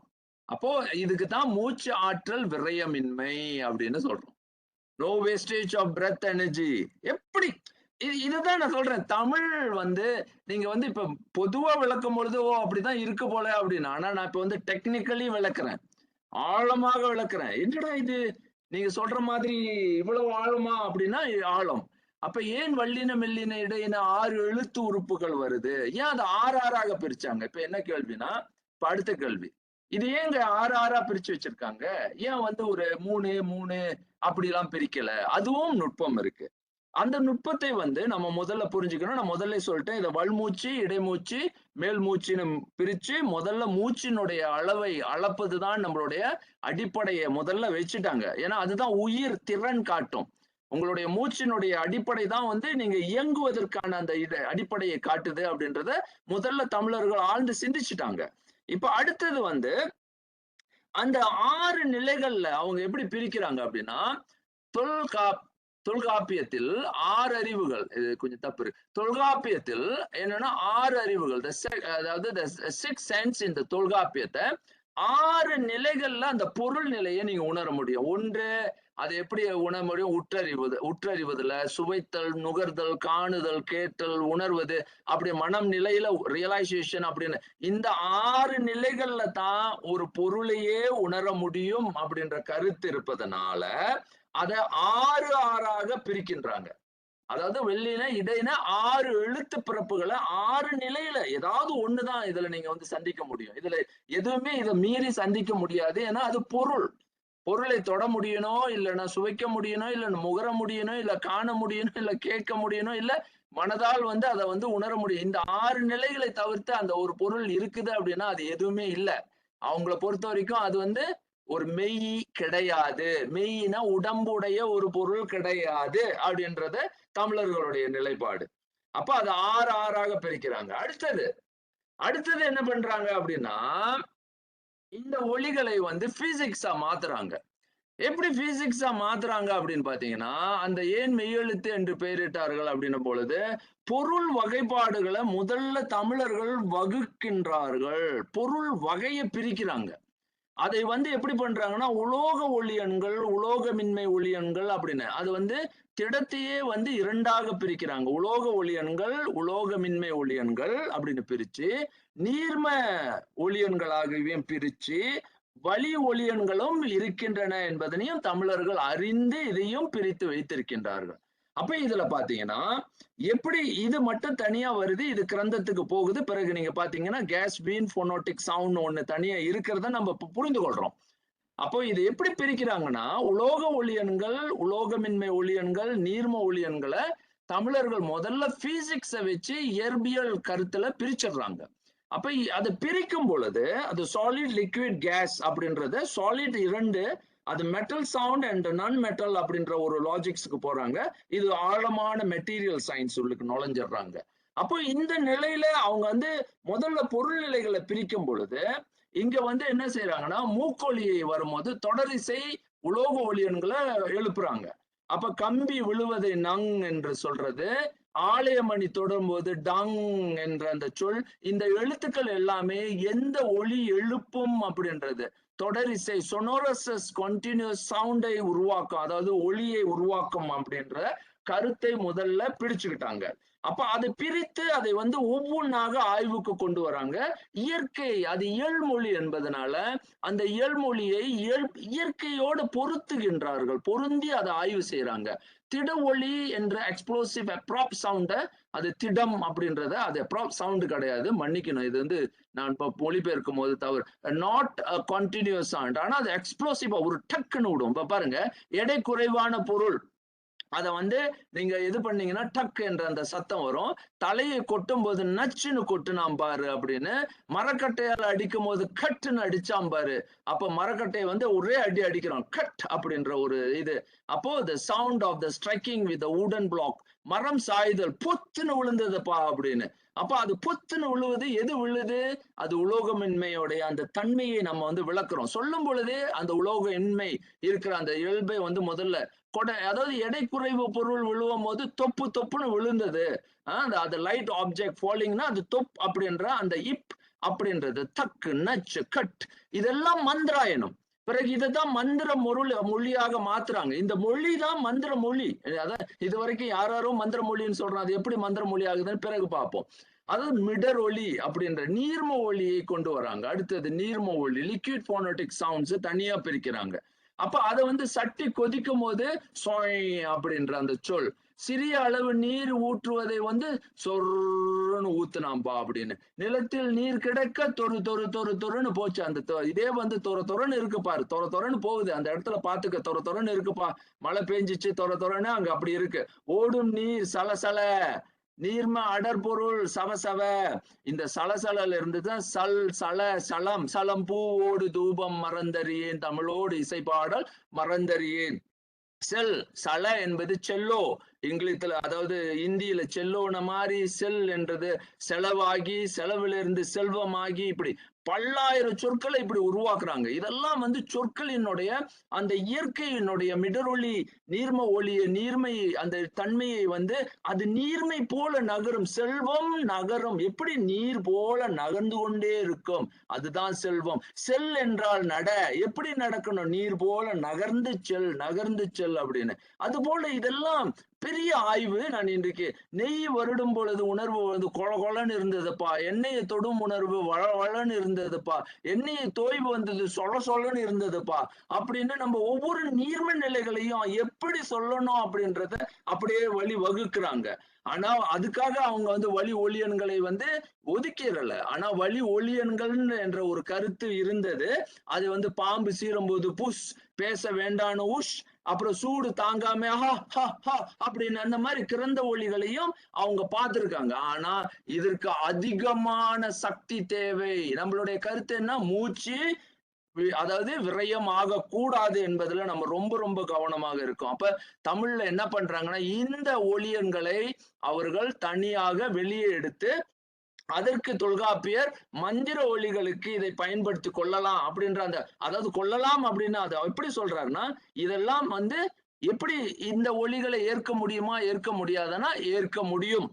இதை வந்து தமிழர்கள் முடியாதுன்றாங்க. என்னுடைய கருத்து முடியும், நிச்சயமாக முடியும். ஏனென்றால் அளபிறந்து இசைத்தலும் ஒற்று இசை நீடலும் உளையன மொழிபல் இசையோடு சிவனிய நரம்பு, எதெல்லாம் இந்த சிவனிய நரம்பு அதாவது இந்த ஓசையில எழுப்ப முடியுமோ அதெல்லாம் தமிழுக்கு உரியவை அப்படின்னு தமிழ் சொல்லுது. உன்னும் இழுக்க முடியும், இழுக்க முடியும்.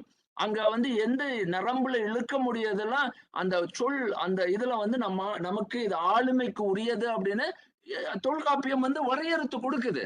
அப்ப இதை வந்து நீங்க பயன்படுத்த கூடாது அப்படின்னு யாராவது சொல்றதுல இது ஒரு, அது வந்து அவர்களுடைய அதான் அறியாமையை தான் சொல்லுது. ஆனா அதுக்காக தமிழை வந்து சீர்குலைக்க முடியாது. இலக்கணம் உண்டு, அந்த இலக்கணத்தை நாம வந்து பார்க்கணும். இதை எப்போ பயன்படுத்திக் கொள்ளலாம் அப்படின்றதுக்கான ஒரு இலக்கண விதிகளையே அவர் தனியாவே கொடுத்திருக்காரு தொல்காப்பியர்.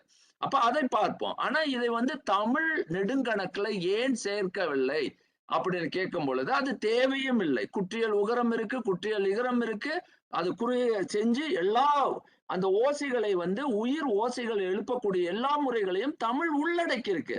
வேற எந்த மொழிக்குமே இல்லை. நான் மீண்டும் வலியுறுத்தி சொல்றேன், எந்த மொழிக்கும் இந்த இயல்பு கிடையாது. இந்த இயல்பு கிடையாது. அதை வந்து உள்ளடக்கக்கூடிய ஆற்றல் தமிழ் வந்தது. ஏன் இந்த எந்த மொழிக்கும் வராது? இதை மீண்டும் நான் வலியுறுத்தி சொல்றேன். இது வந்து மொழியை வந்து மற்ற மொழிகளை நான் வந்து கீழ்மைப்படுத்தல. இதோடைய நோக்கம் வந்து தெளிவுபடுத்திக் கொள்வதுதான். இதை நன்றாக புரிந்து கொள்ளுங்க. இந்த இந்த வடிவில் இருக்கக்கூடிய எல்லா உச்சரிப்புகளும் இதை கடந்து எதுவுமே ஒலிக்க முடியாது. அந்த பாத்தீங்கன்னா இன்டர்நேஷனல் போனோட்டிக் ஆல்பபெட்டை மீறி இங்க எதுவுமே புது சத்தத்தை ஓசையை எழுப்ப முடியாது. இதை இடைப்பட்ட ஓசைகளை எழுப்பலாமே தவிர, இது ஒலியன்களை எழுப்பலாமே தவிர, இதை மீறி எதுவுமே ஒலிக்க முடியாது. அப்ப தமிழ் வந்து இதை அத்தனையும் உள்ளடக்கிறதுக்கான முதிர் ஒலியன்களையும் முதிரா ஒலியன்களையும் உருவாக்கி விட்டது. அதை எப்படிலாம் நம்ம அதை கட்டமைக்க முடியும்? இந்த நடு நிலைகள்ல இருக்கக்கூடிய ஷ், சா, இது இந்த மாதிரி ஷா, ஷ அப்படின்ற இந்த இடைப்பட்ட இந்த ஒலிகளை எப்படி ஒலிக்க வேண்டும் என்பதற்கும் இலக்கணம் தமிழ் வைத்திருக்கு. அப்போ நீங்க பாத்தீங்கன்னா தமிழ் வந்து எப்படி எல்லா நிலைகளையும் ஏற்கும் அந்த இயல்பையும் கொண்டு எல்லா மொழிக்கான அந்த வடிவையும் தந்து எப்படி மூச்சினுடைய அளவை அளப்பதையும் கொடுத்து இதிலிருந்து 6 நிலைகள் அது பாத்தீங்கன்னா அது இயற்கையினுடைய இந்த அந்த உயிர்நிலைகளையும் கண்டு அது இயற்பியலுக்கு பொருந்த வச்சு அடுத்தது வந்து ஒரு நுட்பமான இன்னொரு ஆயுதம் அப்படின்ற ஒரு நுட்பமான ஒரு இன்னொரு எழுத்தையும் நம்ம கையில கொடுத்துட்டு போறாங்க. அதுதான் இந்த அக் அப்படின்றது. இது வந்து தலையில ஏற்பட்டாலும் இது ஒரு பெரிய ஆயுதம். இஸ் ஒரு பெரிய tool and instrument and equipment and நீங்க பாத்தீங்கன்னா இஸ் வந்து ஒரு ஸ்பெஷலி டிசைன்.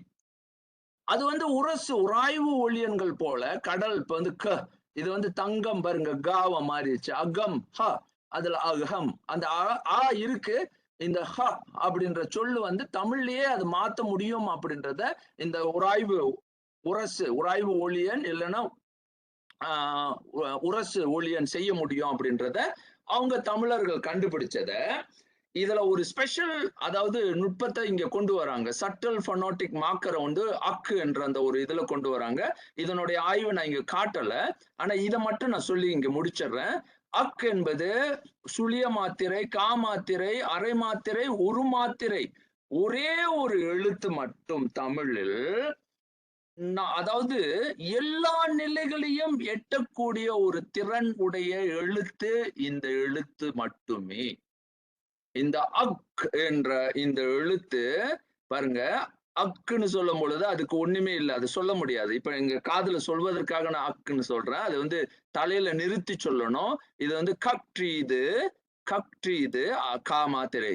இந்த இடத்துல அக்தும் அது வந்து அரை, அக்திறந்து அரை, அக்தொருவன் அப்படின்றது ஒரு மாத்திரை மாறி அக்தொருவருக்கு ஒரு மாத்திரையும் தரும். இவ்வளவு ஆச்சரியமான ஒரு ஒரு ஒரு பெரிய உரசு அந்த அக் இது வந்து உரசம்.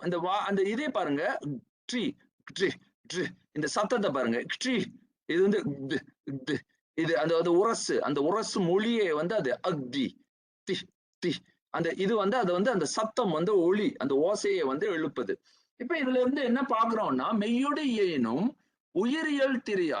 உயிருடைய இயல்பை யாரும் மாற்ற முடியாது. மெய் உயிர் நீங்கின் தன்னுரு ஆகும். அப்போ when the body is separated from the soul, body reverts to its own form.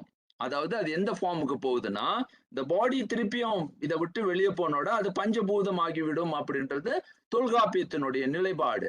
அதாவது even though it's reside with the body, இது psyche, the nature of psyche does not change.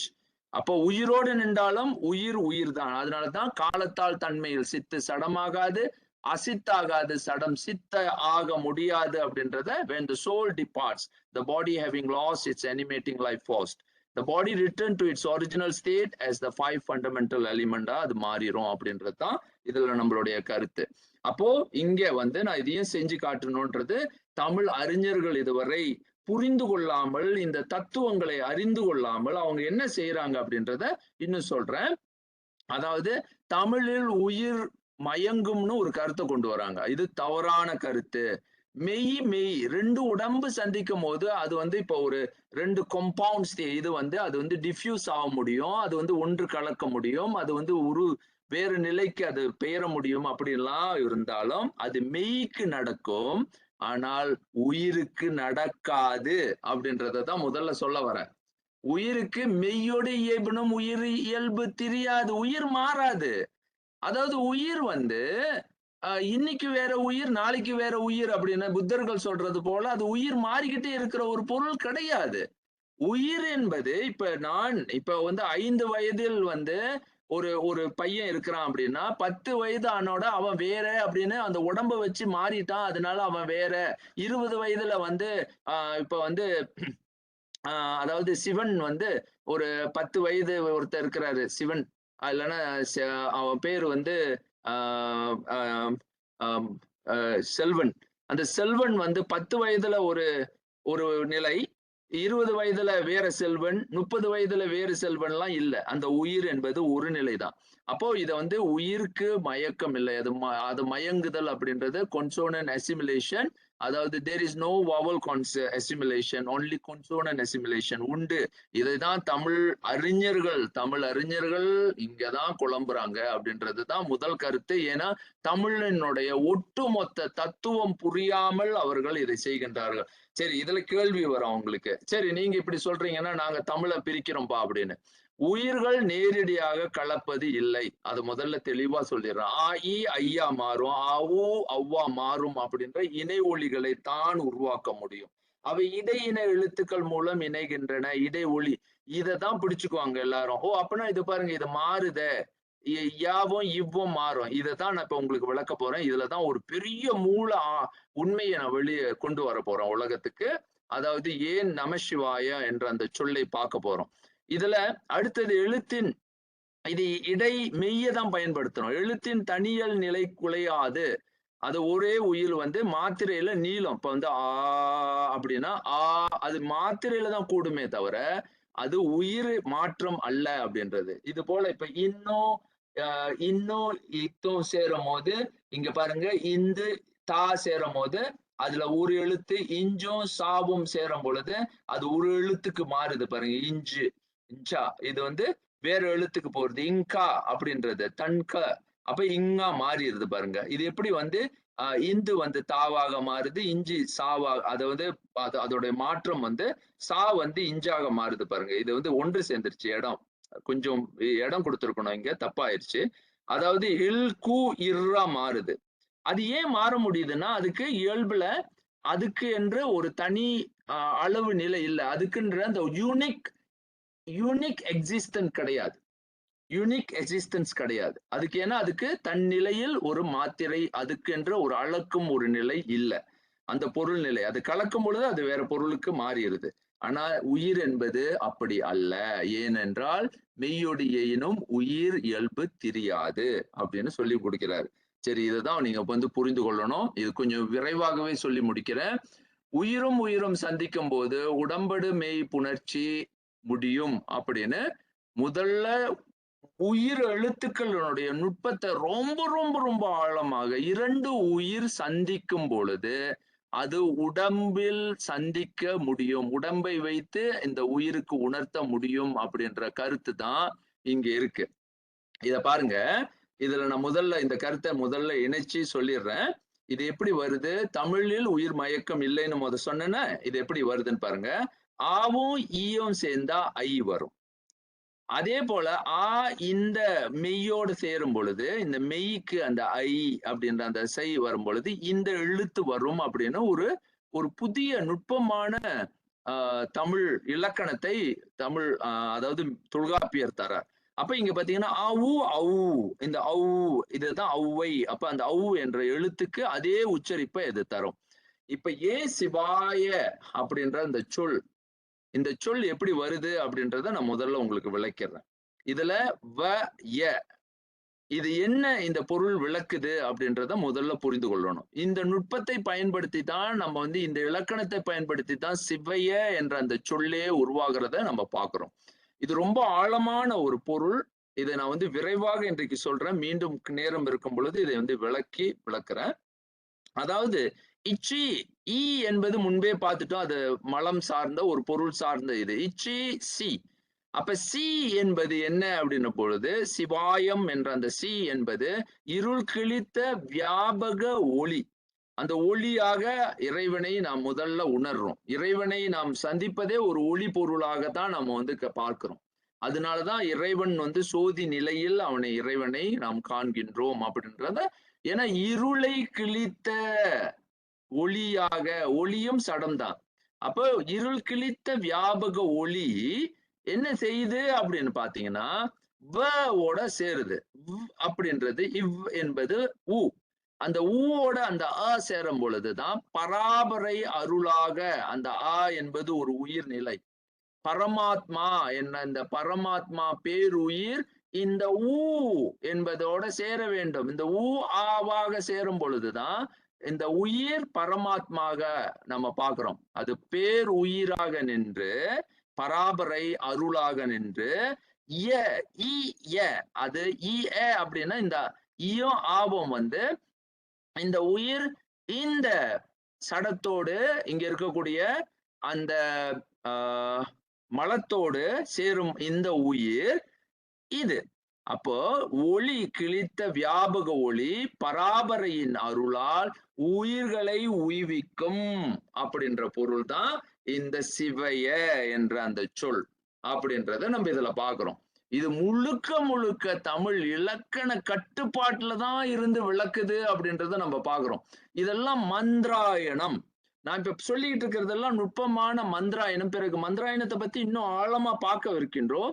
மந்திரங்கள் என தமிழில் மந்திராயணம், தந்திராயணம், யந்திராயணம் உண்டு. அப்ப ஏன் வந்து தமிழ்ல இப்ப நீங்க பாத்தீங்கன்னா இந்த இந்த ஒளி நிலைகள் எல்லாத்தையும் நம்ம இப்படி உருவாக்குனாங்கன்னா நுட்பமான மந்திராயணம் இருக்கு. இப்ப நான் வந்து பார்க்கும் பொழுது இதுல ஏன் வந்து இப்ப பாத்தீங்கன்னா நங் அப்படின்னு இப்ப நங்னு சொல்றதுலயே வந்து அவங்க வந்து நீட்டா அந்த சொல்ல போடுவாங்க.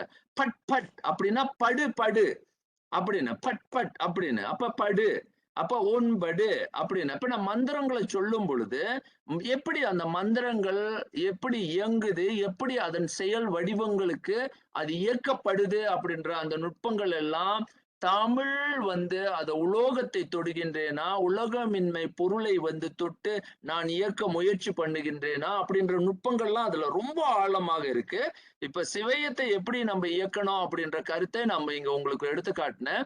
அதுல நுட்பமான ஒரு எழுத்து வந்து சி. அதுல வந்து இச்சுக்கு என்ன இச்சும் ஈயம் எப்படி சேர்ந்து எப்படி வந்து அது இருள் கிழித்த ஒளியாக மாறுது அப்படின்ற இந்த நுட்பம் தான் சா. அந்த அப்புறம் சத்து, அதுதான் சன் என்ற அந்த சன் சன் இந்த எல்லாம் வரதெல்லாம் வந்து அது ஏன் வந்து ஒளி சம்பந்தமான பொருளாக அமைகின்றது அப்படின்றத பிறகு பார்ப்போம். அதுல இருந்தா சத்து என்ற அந்த பொருளே வருது. சத்து அப்படின்றது அதான் சா. சாவுக்கு ஒரு தனி இலக்கணமே தொல்காப்பியம் வகுக்கும். பிறகு இது சரி. அடுத்தது ஏன் வல்லின மெல்லின இடையின வந்து 18.1 சேர்க்கும் போது 19, இது மொத்தம் 19 எழுத்துக்கள் வந்து ஒரு மெய் நிலையில் இருக்கின்ற எழுத்துக்களாக இருக்கும் பொழுது ஆயுத எழுத்தோடு இந்த பிறப்புகளை பிரபஞ்சத்துக்கு நம்ம கொண்டு போக முடியும் போது, அதாவது உலக நிலையில இதை ஆய்வு செய்யும் பொழுது அதுவே ராகு கேது நிலைகளை விளக்கும் ஒரு அறிவியலாக விளங்குகின்றது. ஆகவே ஏன் இந்த விளக்கம் இதோடு தொடர்பாகுது அப்படின்னு பாத்தீங்கன்னா, இந்த ராகு கேது தோன்றுகின்ற நிலை 18, 19 இது இரண்டுக்கும் நடுவிலே தான் இது இயங்கிக் கொண்டே இருக்கும் இந்த ராகு கேது. அதனால இது வந்து சாயா கோள்கள், அதாவது நிஜமற்ற நிழல் கோள்கள் அப்படின்ற ஒரு கருத்தே இதுல இருந்து தான் வருது. 18 தொடுறதுனால அது நிழல், அது வந்து அதாவது லைஃப்லெஸ். அது என்ற அதாவது அதுக்கு வந்து ஒரு வடிவம் கிடையாது, ஒரு உருவம் கிடையாது. அது போல இது எப்படி உயிர் எழுத்துக்கள் 18 அதுக்கென்று உருவம் இருந்து, அதாவது நம்ம என்ன சொல்றோம் உருவம் இருக்கு, அதுக்கு உயிர் சக்தி இல்லை. ஆனா இது மெய்யில இவங்க என்ன சொல்றாங்கன்னா இது சாயாக்கோள்கள். அது வந்து இன்னொன்னு 2 நிலைகள்ல இணையும் பொழுதுதான் அதுக்கு வந்து ஒரு உயிர் சக்தி வருவதை போல இந்த சாயாக்கோள்களுக்கு. அது போலதான் இந்த இயக்கம் அப்படின்றத முதல்ல நம்ம உணர்ந்து கொள்ளணும். அடுத்தது மெய்யின் வழியது உயிர் தோன்றி நிலையே அப்படின்னா எழுத்துக்கள் 33 எலும்புகளுக்கும் 33 உள்ளடக்குகின்றார்கள். அது 3 தலையிட்ட 13 எழுத்துக்கள் வந்து காண்டிகை ஏரணமாக உடம்பையே உருவாக மாற்றுவதுதான் தமிழினுடைய முயற்சி. ஆகவே அவங்க என்ன செய்யறாங்கன்னா, முதுகெலும்பு போல இங்க உயிரெழுத்துக்கள் 12, மெய் எழுத்துக்கள் 18, சார்பு எழுத்துக்கள் மொத்தம் 3, 33 எழுத்துக்களை கொண்டு வந்து உடம்பினுடைய ஒட்டுமொத்தம் உருவாக்கமே இந்த உயிர் நம்மளுடைய தமிழ் என்பதனை மெய்யின் அடிப்படையில் விளக்குகின்ற கருத்தை நாம் இங்க பார்க்கிறோம். இப்ப இதெல்லாம் காட்டி இதை வந்து நம்ம வந்து 8க்கு கொண்டு போறதுக்கு முன்பு இதை மீண்டும் நான் வந்து ஒரு சுருக்கமாக உங்களுக்கு விளக்கிறேன். அதாவது அகல் என்பது ஆ என்பதை பார்த்தோம், இம் என்பது ஏன் மெய் என்று பார்த்தோம். இதுல இருந்து நாம என்ன பார்க்கிறோம் அப்படின்றத இன்னொரு கருத்தையும் நான் சொல்லி முடிச்சிடுறேன்.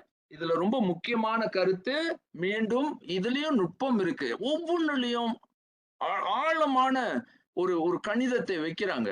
அதாவது சித்தாந்த மார்க்கம் 8ம் 2ம் இனிதறிகின் 8 2 உங்களுக்கு தெரியுமா? இது வந்து சித்தர்களுடைய குறியீட்டு எண்கள்ல ரொம்ப முக்கியமான குறியீடுகளை 8 2ன்னு சொல்லுவாங்க. இந்த 8 2 அப்படின்றது 8 என்பது ஆ, 2 என்பது உ. அதாவது தமிழ் எண்கள்ல 8 என்பது ஆ, 2 என்பது உ. இந்த ஆ உ என்ற இந்த நுட்பத்தை யாரும் புரிந்து கொள்ள மாட்டேன்றார். அதாவது இந்த ஆவுக்கும் ஊவுக்கும் உள்ள தொடர்பு என்ன என்பதனை யாரும் தெரியாமல் இருக்கின்றார்கள். 8ம் 2ம் அறியாத ஏழையர்ன்றாங்க. அப்ப அவங்க என்ன சொல்றாருன்னா, தெரியாத பாத்தீங்க அப்படின்னா ஒரு ஏழை அப்படின்னு இங்க சொல்லி முடிக்கிறாரு. தெரியாத இக்னரண்ட் அப்படின்னும் சொல்லலாம். அவங்கதான் அறியாதவர்கள். 8ம் 2ம் 2 3 4 என 8ம் 3ம் 2ம் எல்லாம் சேரும் பொழுது 8ம் 2ம் 2 3 4 என பட்டது சித்தாந்த சன்மார்க்க பாதமே அப்படின்னு இங்க முடிக்கிறாரு. அதாவது இதுல வந்து பெரிய நுட்பம் இருக்கு. நான் வந்து இதுல வந்து 8யும் 2யும் சேர்க்க 2 3 4 6 4 சேர்க்க 10. அதாவது ஆவும் ஊவும் இம்ல போய் முடியும். இந்த ஆவும் ஊவும் சேரும் பொழுது இம்மலத்தை நீக்கும். அந்த இம்மோடு அதை வந்து மலத்தை ஒடுக்க முடிகின்ற ஆற்றலை பெறுகின்றது அப்படின்ற கருத்தை இதுல மையப்படுத்துறாரு. இங்க பாருங்க, இந்த 10ஆம் எழுத்து வந்து தமிழ்ல வந்து இம். இந்த இம் வந்து ரொம்ப மூலத்துல பெரும் சொற்கள்ல வந்து இந்த எழுத்துக்கள்ல இம் என்பது 10ஆம் எழுத்தை அவர் வந்து அதாவது சித்தாந்த சன்மார்க்க பாதம் நுட்பத்தையே விளக்குறாரு.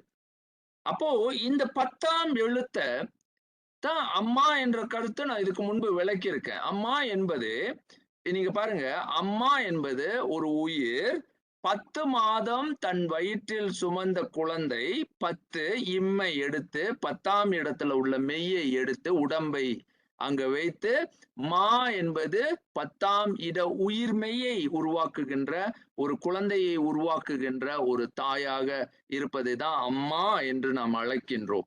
அப்போ இப்படி இதுல வந்து ஒவ்வொன்றும் வந்து தமிழ் நிலை. அப்பா என்பது ஏன் 9 ரொம்ப ஆழம். இப்படி ஒவ்வொன்றாக நாம பார்த்து இந்த இதை வந்து இப்போ ஓங்காரத்தை அதாவது ஆ என்ற எழுத்திலிருந்து ஊவுக்கு வரும்போது அவு என்ற சொல் வருகின்றது. இந்த ஊவை மா இம் அந்த ஈ வந்து ஏன் இம்மாக மாறியதுன்னு இங்க பாருங்க. அந்த ஈ என்பது எல்லா இடத்துலயும் ஈ இருக்கு, மறந்துடாதீங்க. ஈ என்பது அங்கே மறைந்து இம்மாக 10ஆம் நிலையில மலமாக நம்ம இங்க வெளிப்படுது. அப்போ நம் மலம் என்பது பொருள் நிலை, இதன பொருளோடு நாம் தொடர்பு, மெய்யோடு தொடர்பு. அப்போ நாம் வந்து ஆவும் என்று சொல்லும் பொழுது நாம் என்ன செய்யறோம்? உயிர் இறை அருளை வேண்டி அந்த இறை அருளோடு நாம வந்து அந்த மலத்தை கொஞ்சம் கொஞ்சமாக கழிப்பதை தான் நான் வந்து அவும் என்ற அந்த ஓங்கார அதாவது மந்திரத்தினுடைய நுட்பமாக அமைகின்றது. இப்ப இதையே வந்து நீங்க பாருங்க, நான் சொல்றதை நல்லா புரிந்து கொள்ளுங்க. இதை மா என்று எழுதுவாங்க. ஏன் அது வந்து மாவாக மாறுதுன்னு இங்க பாருங்க. ஔ என்று சொல்லி இதை இம் சொல்லுவோம். இங்க வந்ததோட சொல்லிட்டோம். இங்க இருந்து எடுத்தீங்கன்னா மா அப்படி வரும். இங்க ஏன்னா இது இம்மா இம் ஆ சேரும் போது மா வந்துடும். அப்போ அவு வரும், மகாரம் வரும். அப்போ அகாரம் உகாரம் மகாரம் வருது. அப்ப இதுதான் அகார உகார மகார நிலை அப்படின்றத தமிழ் வந்து ஆ உ இம் மந்திரங்களின் மூல மொழியின் ஆக்கமாக தமிழ் உருவாக்குது. அப்ப இத தமிழ் என்ன செய்யறாங்கன்னா, இதோடைய நுட்பங்கள்ல இதுக்கு முன்பே விளக்கியிருக்கேன். ஓங்காரத்தின் விளக்கத்துல விளக்கியிருக்கேன். அதுல நீங்க ரொம்ப கவனமா கவனிக்கப்பட வேண்டியது அடுத்தது. ஓங்காரத்தை எப்படி உச்சரிக்கிறோம் அப்படின்றது பொழுது அதை ஆவிலிருந்து தொடங்காமல் ஊவிலிருந்து தொடங்கிறோம். ஓ, இங்க பாருங்க, ஓ, இங்க இருந்து ஊவா, இங்க இருந்து ஓ, இம், ஓம். அப்படின்னா இறைவன் என் உயிரை ஆண்டு, அதாவது என் உயிரோடு கலந்து அங்கே இந்த பாசத்தை நீக்கும் பொழுது அது ஓங்காரமாக மாறுகின்றது. ஓம் அப்படின்ற அந்த சொல் உச்சரிக்கப்படுது. அப்போ நாம இப்ப எப்படி இந்த ஓங்காரத்தை உச்சரிக்கணும் அப்படின்னு என்னிடம் கேட்டாரு ஒருத்தர். அதாவது ஒரு கனடால உள்ளவர், அது தமிழ் தொல்காப்பிய விளக்கம் செய்தவர். அவர் என்ன கேக்குறாருன்னா, நீங்க என்ன அவும்லாம் சொல்லிட்டு இருக்கீங்க, எங்க இருந்து இந்த மாதிரி விளக்கங்கள்லாம் கொண்டு வரீங்க அப்படின்லாம் என்கிட்ட கேக்குறாரு. அப்போ அவருக்கு புரிதல் இல்லை. ஏன்னா இது என்ன அப்படின்னு அவருக்கு தெரியல. திருமந்திரம் படிக்கணும், நிறைய இந்த நுட்பங்கள் தமிழ் ஆளுமை என்ன அப்படின்றத பார்க்கணும். இங்க பாருங்க, இதை இப்படி சுழற்றும் பொழுது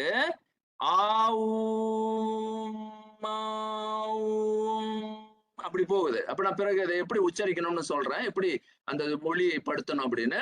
ஆனா இதையே வந்து இப்படி சுழற்றும் பொழுது, இங்க ஊவை மையப்படுத்தி இப்படி சொல்லும் பொழுது அது ஓங்காரமாக மாறிடும். அப்போ எதிர் கிளாக், ஆன்டி கிளாக் வாய்ஸ், அதாவது எதிர்கடிகையில நம்ம செய்யும் பொழுது அது உகாரத்தை பயன்படுத்தி அகாரத்தில் சேரும் பொழுது அது ஓங்காரம், அகாரத்தை பயன்படுத்தி உகாரத்து உள்ளுக்கு நுழையும் பொழுது அது ஔகாரம். சரி, ஏன் வந்து நம்ம ஔகாரம், இப்ப தொல்காப்பிய, அதாவது திருமூலர் ஔகாரத்தையும் சொல்லித்தரார், ஓங்காரத்தையும் சொல்லித்தரார். இங்க பாருங்க, இது வந்து ஔகாரத்தை சொல்லி உச்சரிக்கும் முறை. அப்போ இப்போ நமக்கு வந்து என்னன்னா, இதுல ரொம்ப பேருக்கு குழப்பம் என்னன்னா, அந்த ஓங்காரத்தை பற்றிய தெளிவு இல்லாததுனால இது எப்படி சொல்லணும்னு தெரியாது. இப்ப நான் இதை வந்து ஓங்கார மூல மந்திரத்தை எப்படி சொல்வது, எப்படி உச்சரிப்பதுன்னு நான் உங்களுக்கு சொல்லித்தரேன். இதை வந்து ஒரு தட்டுல திருநீரை வைத்து இந்த வடிவுல ஆ உ மகாரம் செய்யணும். ஏன்னா இந்த மகாரம் இதுல போய் ஆல தான் சேரும். ஆ அப்படின்னு அந்த அப்படின்னு வரும். அப்ப அது இணையும் பொழுது இப்படி சுழற்றலாம். நீங்க எதிர்நிலையில சுழற்றும் போது ஆன்டி கிளாக் வாய்ஸ் அப்படின்னா அது வந்து இங்க வரும், இப்படி சொல்லணும். அப்போ இப்போ நீங்க எது புரிந்து கொள்ளணும், எந்த நோக்கத்திற்காக இதை சொல்லப்படுகின்றது அப்படின்றத நீங்க புரிந்து கொண்டால் உங்களுக்கு போதுமானது. இப்ப இந்த மந்திரத்தை எப்படி உச்சரிக்கணும்ன்றது மட்டும் நான் உங்களுக்கு சொல்லித்தரேன். இதுல ஒரு நுட்பம் உண்டு. அதாவது இங்க நாம பார்க்கக்கூடிய இந்த நிலைகள்ல அதாவது இப்ப நீங்க முதல்ல இதை புரிஞ்சுக்குங்க. இதை எப்படி உச்சரிக்கிறாங்க அப்படின்றத முதல்ல நான் உங்களுக்கு சொல்லிடுறேன். அது உச்சரிப்பு முறை இப்படிதான் இருக்கும். அதாவது மா அப்படின்ற உச்சரிப்பை தான் முறையில உச்சரிக்க வேண்டும். அதாவது அதை ஓசை எழுப்பு, அந்த மாதிரி இழுக்கணும்.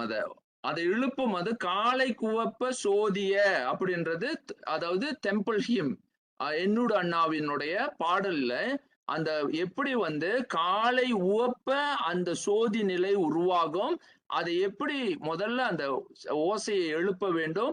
ஓம் இன் இசைப அமர் சோதிய, ஓம் என்று நீங்க சொல்ல சொல்ல உன் உள்ளே சோதி உருவாகுகின்றது அப்படின்றத சொல்லி, அந்த சோதி உன் உள்ளே அப்படி உருவாகுவதற்கு நீ எப்படி அந்த இசையை அமைக்க வேண்டும். நல்லா பாருங்க, இது வந்து 42 ஹிம், சுமேரியன் ஹிம்ல 2600 ஆண்டுகளுக்கு பிசிஇ, தெரியுங்களா? நான் பேசுறது பிசிஇல இந்த ஓங்காரத்தை எப்படி உச்சரிக்க வேண்டும் என்ற தமிழர்கள் அந்த காலத்திலேயே வந்து சொல்றாங்க. என்னோட அண்ணா இது தமிழ், அதாவது தொல்தமிழ் சுமீரியத்துல இது பேசப்படுது 5000 ஆண்டுகளுக்கு முன்பே.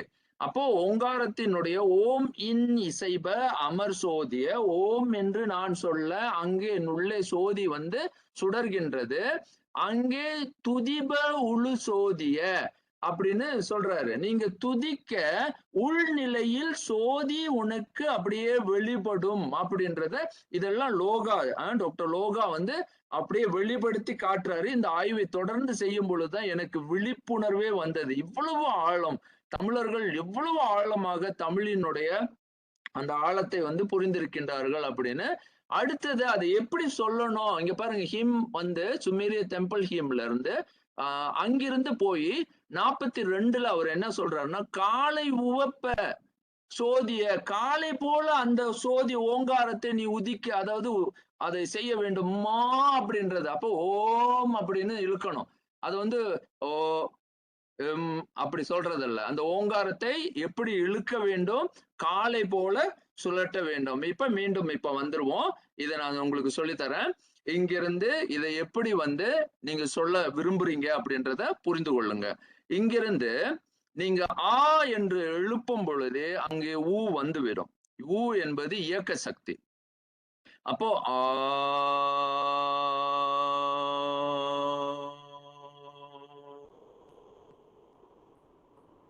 இங்க இம் இருக்கு. இதுல நீங்க இங்க நிறுத்திட முடியும். ஆனா வாழ்க்கை அது இல்ல. சக்கரம். அப்ப சுழற்றும் பொழுது அது வந்து ஆ இங்க ஊ இருக்கு. நீங்க தானாகவே அது அடங்கும் போது இம்முல அடங்கிரும். அப்ப அப்படின்னு. அப்ப இங்க ஔ இருக்கு. இந்த இடத்துல ஔ வரும். அப்ப நீங்க வந்து ஆ ஊன்ற வார்த்தையை சொல்லணும்ன்றல அந்த ஆ உள்ளே அது குறையும் பொழுது அது ஊவாக மாறி உள் நிலையில அது இம்முல முடிஞ்சிரும்.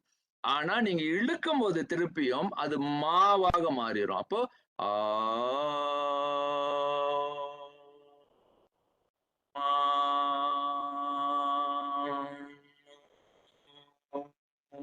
இங்க சேரும்.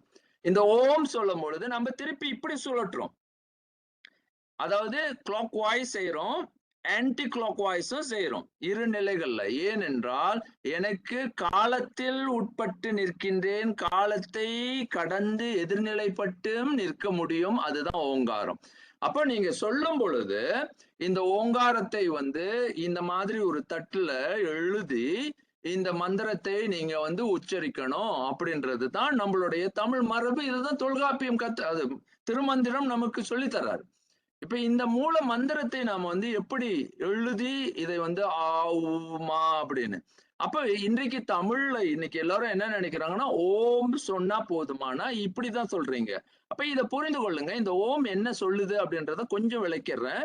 ஓங்காரத்தை சொல்லும் பொழுது நீங்க பாருங்க ஆ உ இந்த ஓங்காரம் சம்பந்தமான எல்லா சொற்களும் ஆவோடு ஊ சேரும் பொழுது ஆ உ ஔ இந்த மூன்றும் உயிர், அதாவது இந்த இறைநிலை சார்பு நிலையை காட்டுகின்றது.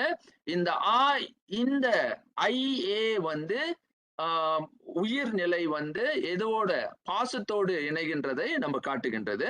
இப்ப நம்ம என்ன பாக்குறோம்னா, இந்த ஓங்காரத்தை நம்ம உச்சரிக்கும் பொழுது இங்க பாருங்க, நான் ஔ சொல்லும் போது நான் இறைவனை வேண்டுவது, அதாவது நான் இறைநிலையை வேண்டுகின்றேன் என்ற அந்த சொல்லை பயன்படுத்தும் போது, எழுத்தை பயன்படுத்தும் போது, ஓசையை பயன்படுத்தும் போது ஔவை பயன்படுத்துகின்றேன். அங்கிருந்து இறைவன் என்னை ஆள வேண்டும் என்று கேட்கும் பொழுது அங்கே ஒகார் ஓ அந்த ஓங்காரத்தை பயன்படுத்துறேன். அந்த ஓங்காரம் என்பது இறைவன். அதனாலதான் ஓம் என்று சொல்றோம். ஓம் நம சிவாய அப்படின்னும் பொழுது என்னை அங்கே இறைவன் என் உயிரை ஆளுகின்றார். இப்போ நான் வந்து இறை நிலையை, இப்ப நமச்சிவாயத்தை நான் என் உள்ளே நான் வந்து நுழைந்து பெற வேண்டும் என்றால் ஔம். அப்போ தமிழ்ல என்ன சொல்லி தராரு திருமூலர்? ஔம் ஓம் ஔம் என்ற அந்த ஔம் என்ற ஒரு சொல்லை நமக்கு தரார். ஓம் ஔம் சௌம் சிவாய நம. இதை வந்து விரிவாக நான் இன்னொரு பாடத்துல சொல்றேன். ஔம் பத்தி என்ன திருமூலர் சொல்லியிருக்கிறார், இதை எப்படி உச்சரித்து இந்த மூல மந்திரங்களை நாம் எழுப்ப முடியும் அப்படின்றத கத்துக் கொடுக்கிறாரு. அப்போ ஓம் எல்லா இடங்கள்லயும் ஏன் வந்து ஓம் நம்ம சொல்லும் பொழுது ஓம் அதாவது ஓம் ஓம் மகா சிவசூரியாய நம அப்படின்னு, நம என்பது மீண்டும் சொல்லிட்டேன் தமிழ், சிவசூரியர் அப்படின்னு. இப்ப ஓம் என்று அழைக்கும் பொழுது அங்கே இது. இப்போ இதுல இருந்து இன்னொரு சொல்லியும் உங்களுக்கு அறிமுகப்படுத்திடுறேன். இன்றைக்கு அதுலயும் நிறைய குழப்பங்கள் இருக்கு. அதை நான் மந்திராயணத்துல பேசலாம்னு நினைச்சேன். ஆனா இதுல சொல்லிட்டு நான் இதோட இந்த அதாவது 44 ஆயிட்டது. நான் வந்து இந்த பகுதியை முடித்து விடுகின்றேன். அதாவது அதாவது எல்லா நிலைகள்லயும் ஓங்காரத்தை எப்படி ஒலிக்க வேண்டும், அதாவது அதை எப்படி ஒளிப்படுத்துவது, அதை எப்படி இசைப்பது என்ற நுட்பங்கள் எல்லாம் பிறகு மந்திராயன மொழிகள்ல பார்க்கும் பொழுது மந்திராயனம் வந்து எவ்வளவு ஆழமாக உலக உண்மைகளை விளக்கி பல பேர் நிலைகளை விளக்குது அப்படின்றத நம்ம இன்னும் ஒரு காலத்துல படிக்கவிருக்கின்றோம். ஆகவே இன்னொரு பொருளையும் சொல்லி முடிக்கிறேன். சிவம் இப்போ வந்து ஓம், அதாவது எல்லா நிலைகள்லயும் வந்து நம்ம வந்து ஓம் நமச்சிவாய அப்படின்னு சொல்றோம், ஓம் சிவாய நம அப்படின்னு சொல்றோம். அது போல இப்போ ஓம் துர்காய ஸ்வாகா அப்படின்னு எல்லாரும் ஸ்வாகா அப்படின்னு சொல்லி கொடுப்பாங்க. அது அல்ல. ஸ்வாகா என்பது அல்ல, பொருள் அல்ல. அது வந்து அதனுடைய பொருள் இன்னும் வந்து அவங்களுக்கு அது ஸ்வாகா என்பது ஒரு நெருப்பு, அந்த நெருப்பு அதாவது அக்னி இறைவனிடை கொண்டு செல்கின்றது அப்படின்லாம் சொல்லுவாங்க. அது வந்து அந்த விளக்கம் பொருந்தாது. ஏன் பொருந்தாது அப்படின்னா அது உன்னுடைய பொருள் ஓம் துர்காய ஸ்வாக சிவமாக ஆகுக அப்படின்னு சொல்றதுதான் சிவாக, சிவமாக ஆகுக, எல்லாமே சிவமாக ஆகுக. அப்ப நாம் ஓம், அப்ப நம்ம சொல்றோம் ஓம், அப்ப பாத்தீங்கன்னா நமோ, அதாவது நாராயண மந்திரமாக இருக்கட்டும், சக்தி மந்திரங்களாக இருக்கட்டும், பிரம்ம மந்திரங்களாக இருக்கட்டும், நாம வந்து எல்லாத்தையும் வந்து முதல்ல இந்த வரியை சொல்லிதான் சொல்லுவோம். இப்ப பாத்தீங்கன்னா ஒரு உதாரணம், ஓம் ஆதித்யாய ஸ்வாக அப்படின்னா சிவமாக ஆகுக, ஆதித்யன் சூரியன் சிவமாக வெளிப்படுக அப்படின்னு சொல்றோம்.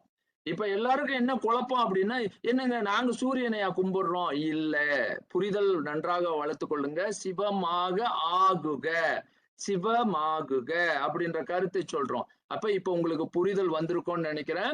இதுல இருந்து நம்ம என்ன பார்த்தோம் அப்படின்றத ஒரு சுருக்கமா நான் உங்களுக்கு முடிச்சிடுறேன். இதுவரை மெய் எழுத்துக்களினுடைய நுட்பங்களை நாம் வந்து மிக மிக மிக மிக ஆழமாக, இன்னும் நான் கூறியது வந்து மிக குறைவு, இதனுடைய ஆழம் மிக பெரிது.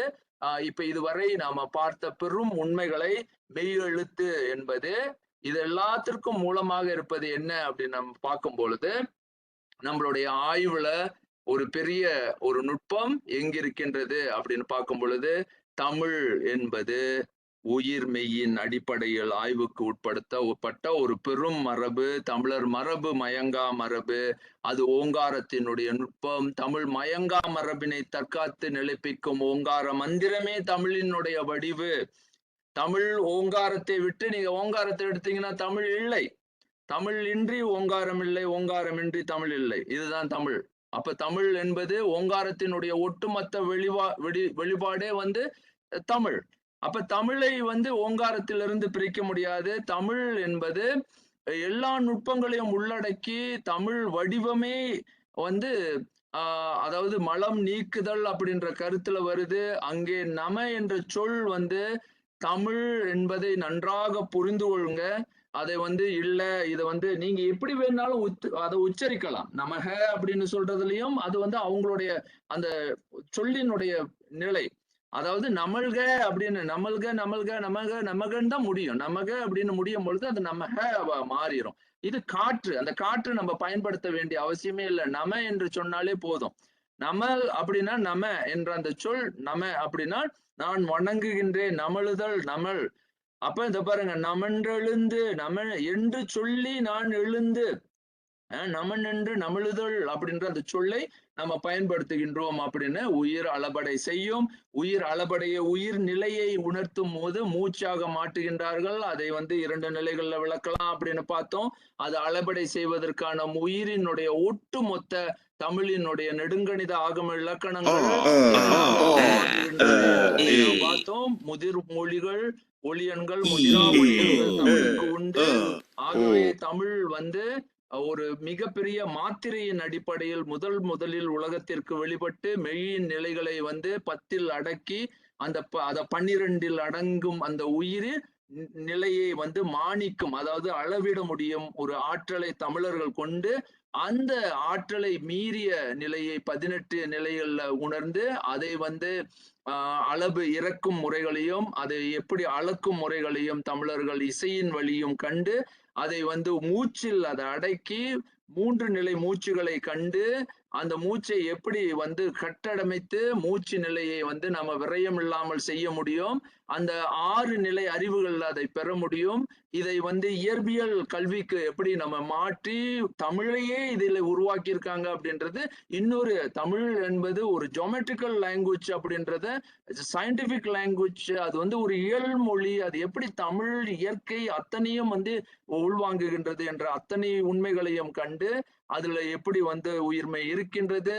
ஆகவே இவையெல்லாம் காலத்தால் தன்மையில் சித்து சடமாகாது, சடம் அசித்தாகாது என்று சொல்லி தமிழராய் பிறந்ததின் பயன் என்ன அப்படின்றத நீங்கள்லாம் உணரணும். தமிழராய் பிறப்பதற்கு என்ன தவம் செய்தேன் என்று மீண்டும் மீண்டும் நீங்கள்லாம் என்ன புண்ணியம் செஞ்சிருந்தா முதல்ல தமிழை புரிந்து தமிழராக வாழ்வது, தமிழே வாழ்வியலாக மாறுவதை நம்மால் உணர முடியும் என்று கூறி இதுவரை கேட்ட அனைவருக்கும் மிக்க நன்றி. சிவா திருச்சிற்றம்பலம்.